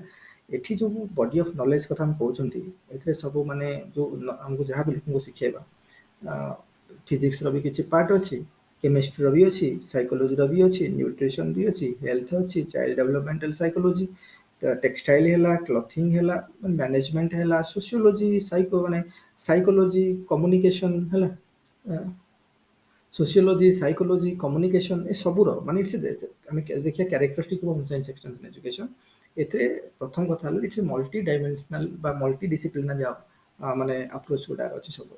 एथिरे हम जो गोटे पर्टिकुलर आम भी बहुत जो आम नॉलेज अच्छी बॉडी ऑफ नॉलेज आम लोक शिखा चाहते सो मेनी आस्पेक्ट को कवर करूँ किसी जिन फिजिक्स रू केमिस्ट्री रू बायोलॉजी रू न्यूट्रिशन रू हेल्थ डेवलपमेंट चाइल्ड डेवलपमेंट रू टेक्सटाइल रू बुझे ना होम मैनेजमेंट रू तो विभिन्न आस्पेक्ट को आम कौन टच कर तो it's a multidisciplinary approach प्रथम characteristic home science extension education it is action oriented कारण आम जो अल्टीमेट रोज ना constructive action which leads to satisfaction for development बुझे ना तेणु कंस्ट्रक्टिव एक्शन हम फोकसटा होची कंस्ट्रक्टिव एक्शन सब जो पूरा तुम स्ट्रक्चरटा देखै छी स्क्रीन रे तो अल्टीमेटली एम कोन कंस्ट्रक्टिव एक्शन को रिफ्लेक्ट होवा दरकार सब जिन सबडा ताहले हमको कोन हम डिजायर इंटेंशन जा सैटिस्फैक्शन हमको मिलिबो तेणु इट इज एक्शन ओरिएंटेड और आउट कैरेक्टरिस्टिक कहबा इट इज एक्शन ओरिएंटेड है ना एथिरे हम जहाँ भी सीरीज ऑफ एक्टिविटीज करवा जोटा नॉलेज दवाई है गुड़ाक मेन इंटेंशन हूँ कौन जे एक्शन रिजल्ट आमको दरकार तेणु इट्स एक्शन ओरिएंटेड है तापर है यह माध्यम आमर जमी वुमेन मानक है देख आमर जो गोटे इकोनोमी आम वर्किंग पॉपुलेशन कहे India is a young country India is a young country आम कहे यंग कंट्री माने 65% of our population is now below 35 age भर बर्तमान अच्छा माने आम यूथ भी काफी अच्छा तो आम पॉपुलेशन 50% वुमेन माने वुमेन मान छाड़ी किसी करें आम जी आम जी ग्रोथ हम मैंने जी तो काली पूर्व क्लास गोटे स्टेटमेंट डाकी जो वुमेन मान पार्टिसिपेशन को नहीं तेणु आम वुमेन मान छाड़ी भी किसी करें तेणु वुमेन मान एम्पावरमेंट भी दरकार यूथ मान प्रॉपर स्किल दरकार आम जमी कहते आम गोटे रिपोर्ट आसी यूथ मान स्किल जो सेट बर्तमान अच्छी आमर आमको 2030 सुधा जो स्किल रिक्वायरमेंट अच्छी से काफी ह्यूज गैप बर्तमान अच्छे बुझे ना नहीं इंडिया गोटे यंग कंट्री हो पाए डेमोग्राफिक डिविडेंड समय बर्तमान इंडिया अच्छी किंतु इंडियन यूथ मान जो स्किल सेट अच्छी बर्तमान काफी डिग्रेडेड लेवल अच्छी कारण आमको 2030 सुधा जो स्किल सेट्र आवश्यकता अच्छे मार्केट रिक्वायरमेंट्स अच्छी से स्किल आम पाखे ना और भर काफी गैप अच्छे तेणु से गैप को मिनिमाइज करवा बर्तमान समय आम कर्तव्य हवा दरकार आई कर्तव्य को करने आमको कहार हेल्प ना पड़ो बेसी एक्सटेंशन एजुकेशन माध्यम से गैप को कम कर एक्सटेंशन एजुकेशन काफी मेजर रोल प्ले कर बर्तमान लोक मान स्किल दबार यूथ मान स्किल दबार भारत सरकार स्किल इंडिया कॉन्सेप्ट हो स्टैंड अप इंडिया जो काफी लोग स्टार्टअप करने चाहते तो तांको मोटिवेट करिया दरकार कारण आम गोटे मैन्युफैक्चरिंग हब बनिया दरकार इंडिया और बिना मैन्युफैक्चरिंग हब रे हम समस्त जॉब दे परिबा India is populated country 1.3 billion people population आम समस्त जॉब केमी दबा service sector limited job facilities अच्छी ना बुझे ना तेनाली आमको मैन्युफैक्चरिंग हब दरकार तेणु मेक इन इंडिया कॉन्सेप्ट भी सरकार जो चली भी मैन्युफैक्चरिंग हब बनवाई तेणु स्टार्टअप इंडिया है स्टैंड अप इंडिया है विभिन्न माध्यम सरकार तरफ जहाँ भी योजना होची तेणु ये सब जिनस कौन ताने यहाँ ये माध्यम एक्सटेंशन एजुकेशन माध्यम आउ गोटे क्यारेक्टरिस्टिक है it empowers women and youth है आउ कथा है जे आ रिजल्ट्स गुड़ाक सब इंटेंजिबल এটা ଗୋଟେ କ୍ୟାରେକ୍ଟରିଷ୍ଟିକ୍ କାରଣ ଆମେ ଲୋକଙ୍କର ଆଟିଚ୍ୟୁଡ୍ରେ ଚେଞ୍ଜ କରିବା ଆରେ ଆମେ ଥୋଡ଼ି ଆଚ୍ଛା ଗୋଟେ ବ୍ରିଜ୍ କନଷ୍ଟ୍ରକ୍ସନ୍ କରୁଛୁ ଆମକୁ ଦେଖାଗଲା ଦ୍ୟାଟ୍ ଇଜ୍ ଏ ଟାଞ୍ଜିବଲ୍ ଥିଙ୍ଗ ନା ଆମେ ଦେଖିଲେ ହଁ କନଷ୍ଟ୍ରକ୍ସନ୍ ହେଇଯାଇଛି ଗୋଟେ ଘର ତିଆରି ହଁ ହେଇଯାଇଛି ଗୋଟେ ରୋଡ୍ କନଷ୍ଟ୍ରକ୍ସନ୍ କାମ ହେଇଯାଇଛି ସ୍କୁଲ ଘର ତିଆରି ହେଇଯାଇଛି କି ଡ୍ରିଙ୍କିଂ ୱାଟର ସମସ୍ତଙ୍କର ପାଇପ୍ ବସିଗଲା ହଁ ହେଇଯାଇଛି ବିକଜ ଦିଜ୍ ଥିଙ୍ଗସ୍ ଆର୍ ଟାଞ୍ଜିବଲ୍ ଏଗୁଡ଼ାକ ଭିଜିବୁଲ୍ ଏଗୁଡ଼ା ସବୁ ଆମେ ଦେଖୁଛେ ହଁ ହେଇଛି ତ ହେଇଛି କିନ୍ତୁ ଜଣଙ୍କର ଆଟିଚ୍ୟୁଡ୍ରେ ଚେଞ୍ଜ ହେଲା କି ନାହିଁ ଜଣଙ୍କର ବିହେଭିୟରରେ ଚେଞ୍ଜ ହେଲା କି ନାହିଁ ଥିଙ୍କିଂ ଲେଭେଲରେ ଚେଞ୍ଜ ହେଲା ତାର ଆଟେନସନ୍ ଆସିଲା କି ନାହିଁ ଆଟେନସନ୍ ଠିକ୍ ସେ ଗ୍ରାବ୍ ହେଲା କି ନାହିଁ ଇଣ୍ଟରେଷ୍ଟ ଡେଭଲପ୍ କଲା କି ନାହିଁ ଡେଜାୟାର ତାର ଜନ୍ମୁଛି ନା ନାହିଁ କନଭିକ୍ସନ୍ ଆସୁଛି ନା ନାହିଁ ତାପରେ ଯାଇକି ଆକ୍ସନରେ କନଷ୍ଟ୍ରକ୍ଟିଭ୍ ଆକ୍ସନ୍ ହବ ଏଇ ଯେଉଁ ଜିନିଷ ସବୁ ଆମେ ପୁରା ପ୍ରୋସେସ୍ ଦେଇକି କରିବା ନା ଏଥିରେ ଇଣ୍ଡିଭିଜୁଆଲ ଡେଭଲପମେଣ୍ଟ କଥା ଆମେ ପ୍ରଥମେ ଫୋକସ୍ କରିବା ନା ଇଣ୍ଡିଭିଜୁଆଲ ଡେଭଲପମେଣ୍ଟ ହବା ଥିଙ୍ଗସ୍ ଆର୍ ଇଣ୍ଟାଞ୍ଜିବଲ୍ ଅଦୃଶ୍ୟ ଆମକୁ ଦେଖାଯାଉନି ନା ଆମକୁ ଫିଲ୍ କରିବ ଲୋକଙ୍କ ସହିତ ଆମେ ଯାଇକି ମିଶିବା କଥା କହିବା ତାଙ୍କ ସହିତ get together haba then we will feel that this person has undergone a drastic change in his behavior in his attitude in his thinking तो हमको फील हम तेणु आ गए क्यारेक्टरिस्टिक है आर रिजल्ट्स गुड़ाक सब इंटेंजिबल तो हमको से अनुसार कौन प्रिपेयर होगा पड़ो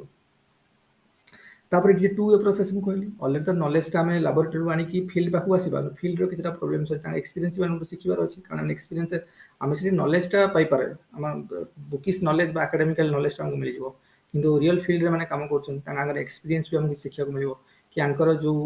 प्रोब्लेम्स नुआ इश्यू होती है नहीं पहुँचेगा लैबोरेटरी पाखे रिसर्चर मान पाखे तो it's a kind of 2 way process आम किसी जिन शिखुं because they are highly experienced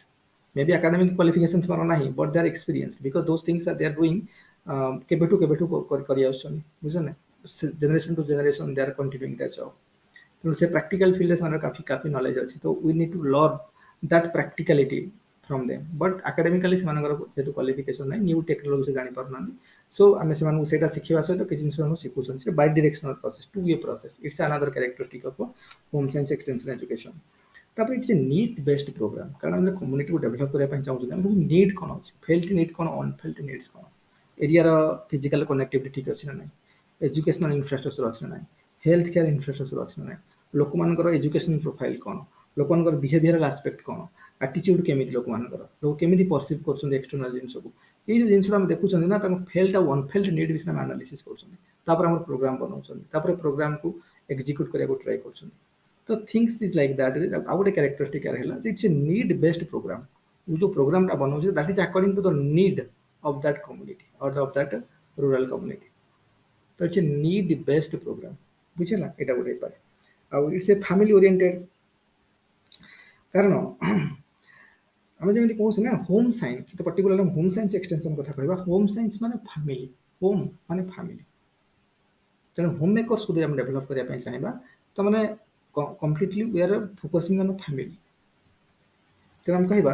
it's a family oriented aspect आम गोटे इंडिविजुअल को चेंज करिया किसी इंडिविजुअल को लेकिन गोटे फैमिली गोटे किसी फैमिली को लेकिन गोटे कम्युनिटी बुझे ना तेणु इट्स ए फैमिली ओरिएंटेड हम कहीपर कारण गोटे फैमिली जिते आम इंडिविजुअल को चेंज करवा तो गोटे फैमिली किसी इंडिविजुअल रोचन तो चेंज हम तो फैमिली चेंज हम तो इट्स ए फैमिली ओरिएंटेड हम कहीपर तापर इट इज वॉल्यूम टाइप तुम थोड़ी जीवन क्या फोर्स कर तुम सीख तुम जाके लोक मोटिवेट कर बुझे ना ना आम जाके लोक मोटिवेट करवा से लोक भल भल कथा देखा शिखेबा एमती हम सेमती हम चेंज करने ट्राए करवा आटीट्यूड चेंज करने ट्राए करवा बट इट इज कम्प्लीटली वॉल्यूमटारी आम जिते मोटिवेट करवा से स्वतःप्रवृत्त भाव में आसिक जॉइन करेंगे कि आमको शुणे कि आम प्रोग्राम पार्टिसिपेट करेंगे आम क्या फोर्स यूज कर मैंडेटरी बोली कहीपर so another characteristic home science it's completely voluntary in nature है लोक इच्छा है जॉइन करेंगे ना तो लोक इच्छा केमी हम से वी आर रेस्पॉन्सिबल आमको मोटिवेट करार अच्छे आमको जिन अट्राक्ट करार अच्छे सब टेक्निक यूज कर तो ये सब गला कैरेक्टरिस्टिक एक्सटेंशन एजुकेशन गला तापर फॉर्मल लाउ कहि दोची गोटे फॉर्मल लाउ एक्सटेंशन एजुकेशन भितर कोन डिफरेंस अछि बाकी तुमको देखो इनफॉर्मल कहितली नॉन फॉर्मल सब कहितली आ खाली फॉर्मल आ इनफॉर्मल कहि दोची देखो फॉर्मल एक्सटेंशन एजुकेशन हला फॉर्मल एक्सटेंशन एजुकेशन हम जोरा ऑलरेडी हम जोरा सब पढी छथि स्कूल रे पढले तार कॉलेज रे पढले ग्रेजुएशन करले तापर के पोस्ट ग्रेजुएशन के पीएचडी पीएचडी जे जो करि कर चले गोटे एकेडमिकल जो स्टडी दा होता फॉर्मल फॉर्मल एजुकेशन तो सेटा कोन कैरेक्टरिस्टिक कोन प्रथम कथा हला एठी मेनली हमको जो टीचिंग टा दिया होची mainly premises based by institutional हम कोन से इंस्टीट्यूशन हम पढुछन जे स्कूल रे हला कॉलेज रे हला यूनिवर्सिटी रे हला कोठी हम जे पढुछन जे इंस्टीट्यूशन रे पढुछन तो फॉर्मल एकेडमिक प्रॉपर मेंटेन होता माने तापर एठी जो लर्नर्स माने अछन सब इक्वल एज रो आमे जो स्टूडेंट पर्टिकुलर गोटे क्लास रे पढुछन समस्त इक्वल एज रो ना थोड़ी एठी जने 56 हला को जने 18 एम तो रहन लागे तो इक्वल एज रो प्राय हम होमोजेनियस लर्नर ग्रुप एठी समस्त कॉमन एक्सपीरियंस अछि कॉमन एजुकेशनल बैकग्राउंड रो तमने समस्त पढु ये तापरे आमे एठी करबा माने कर हम कहबी एठी अपन देखो एठी हमर इंस्टीट्यूशनल बेस्ड हो फॉर्मल एजुकेशन एक्सटेंशन एजुकेशन रे कोन सेठी कोनोसी इंस्टीट्यूशन नाही माने फोर वॉल्स भीतर जे तुम इंस्टीट्यूशन समिति नाही तुम कोठी भी गां जाई कि गछ तळे को क्लब कोठी भी तुम तुमको टीचिंग दे पारो सेमिति करे इंस्टीट्यूशनल नाही जोटे इंस्टीट्यूशन हबो प्रॉपर इंस्टीट्यूशन हबो एकेडमी हबो हम जे पढेबा सेमिति किछि नाही कोठी एक्सटेंशन एजुकेशन रे किंतु फॉर्मल एजुकेशन रे सेमिति अछि तापर सेठी होमोजेनियस लर्नर जो स्टूडेंट माने सिखुछन समस्त एज प्राय सेम किंतु हम एक्सटेंशन एजुकेशन में हेडी थोड़ी एज सेम हेटा ग्राम जो रूरल एरिया कम्युनिटी लोक रहउछन्ती काहू के एज हेलानी ठीक नाही समस्त जार इंटरेस्ट अछि आसी पढिबो ताकू हे तो 20 वर्ष यूथ हे पारे किबा 60 वर्ष ओल्ड एज रो के हिथै पारे बुझुछ ना तो समस्त आसी सेठी पार्टिसिपेट करी पढिबे so there is no what there is no homogeneity there heterogeneous learner there कोठी एक्सटेंशन एजुकेशन रे तापर हम जे देखिबा जे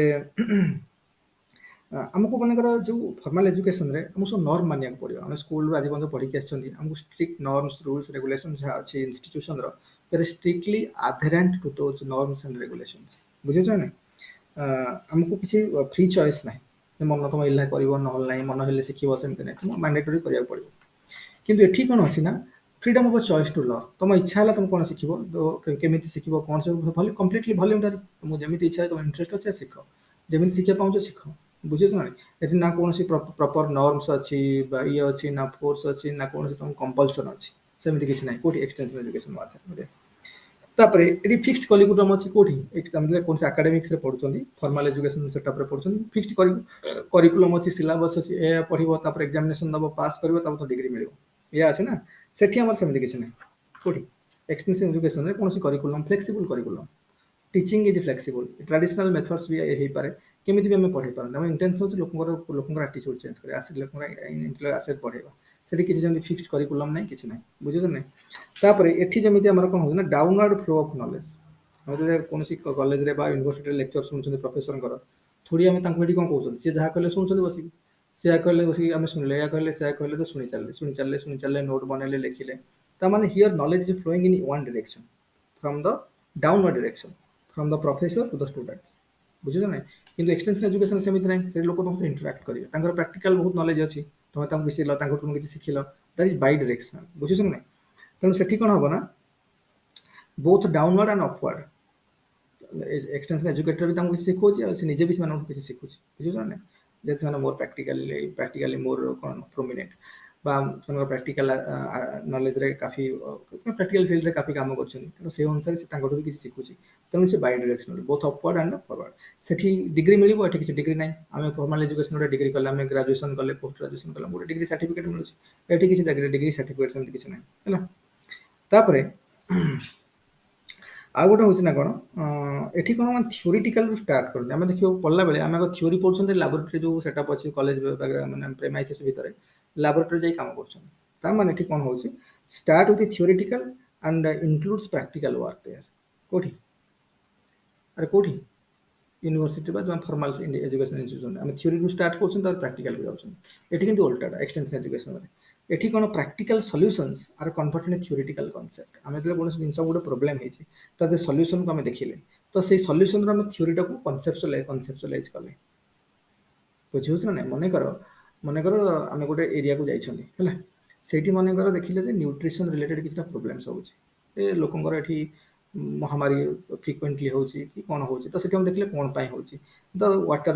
रो प्रॉब्लम्स होची कि एनवायरनमेंट रो जो किसी प्रॉब्लम्स पॉल्यूशन अछि कि कौन विभिन्न हम सेठी प्रॉब्लम को स्टडी कले तार सॉल्यूशन फाइंड आउट कले और से सॉल्यूशन रो थ्योरी को कॉन्सेप्चुअलाइज कले सेठी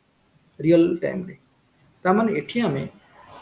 फॉर्मल एजुकेशन सिस्टम रे प्रैक्टिकल रु थ्योरी की जाउथले सेठी कोन सॉरी थ्योरी रु प्रैक्टिकल की जाउथले फॉर्मल एजुकेशन प्रथमे थ्योरी पढुथले तापर देखिला प्रैक्टिकल रे करथले किंतु एक्सटेंशन एजुकेशन रे कोन ना प्रैक्टिकल रु प्रैक्टिकल जो सॉल्यूशन हमको मिलुची सेठु हम थ्योरी को कॉन्सेप्चुअलाइज करछन तो उल्टाटा बुझियो ना तापरे एठी हमर जेमति कोन अछि ना असेसमेंट सिस्टम अछि एग्जामिनेशन सिस्टम अछि सेठी किछ एग्जामिनेशन सिस्टम नै बुझियो ना तो एई टाइप रो देखो फॉर्मल एंड इनफॉर्मल एजुकेशन रे किछ किछ अछि आउ तो हमको टिके देखि देबार अछि बाकी एटा चैप्टर 2 कंप्लीटेड हैला तो चैप्टर 1 चैप्टर 2 कंप्लीटेड हैला आउ आरो तुमको तो गोटे नोट्स हम पठेइथिली बाकी सब नोट्स चैप्टर 1 चैप्टर 2 जहाँ जहाँ अछि मु सब पठेइ देबे আজি आउ एगुडा सब मन रखो जो नोट्स बना है एगुडा सब बेसिक नोट्स बुझियो ना आमे एई आंसर रे केते डेवलपमेंट करबा से राइटिंग रो रिफ्लेक्ट हो हम जते लिखिबा आंसर कारण सेही क्वेश्चन गुडा जो प्रीवियस रो क्वेश्चन लिखि सब से गुडा ही पढिया पडुछ बारंबार पडुछ तो से क्वेश्चन हम जते लिखिबा हमर क्लास रे जो डिस्कशन हो प्लस तमरो निजर माइंड लगेई की जते हम आंसर को कोन करबा जते भलो लिखिबा सेते बढ़िया आसी सब बोले जहाँ नोट्स रे लेखा से भलिया तुम लिखिबो डायरेक्ट जाई की 170 180 आसीबो कि 190 मैक्सिमम है कि हमको टिके भलो मार्क रखियार अछि टिके आउ टिके भल से करके टिके बेसी नै टिके करेंट फॉरेन जिंस रो टिके एग्जांपल दबा टिके कास तो इंटरलिंक करके लिखिबा ए टाइप रो टिके जिंस सिखि गले एति गेला मो आंसर 220 पाखा पाखी भी बळे 20 25 आड़े जिवो तेनु सेई टाइप रो आंसर हमको दरकार हैला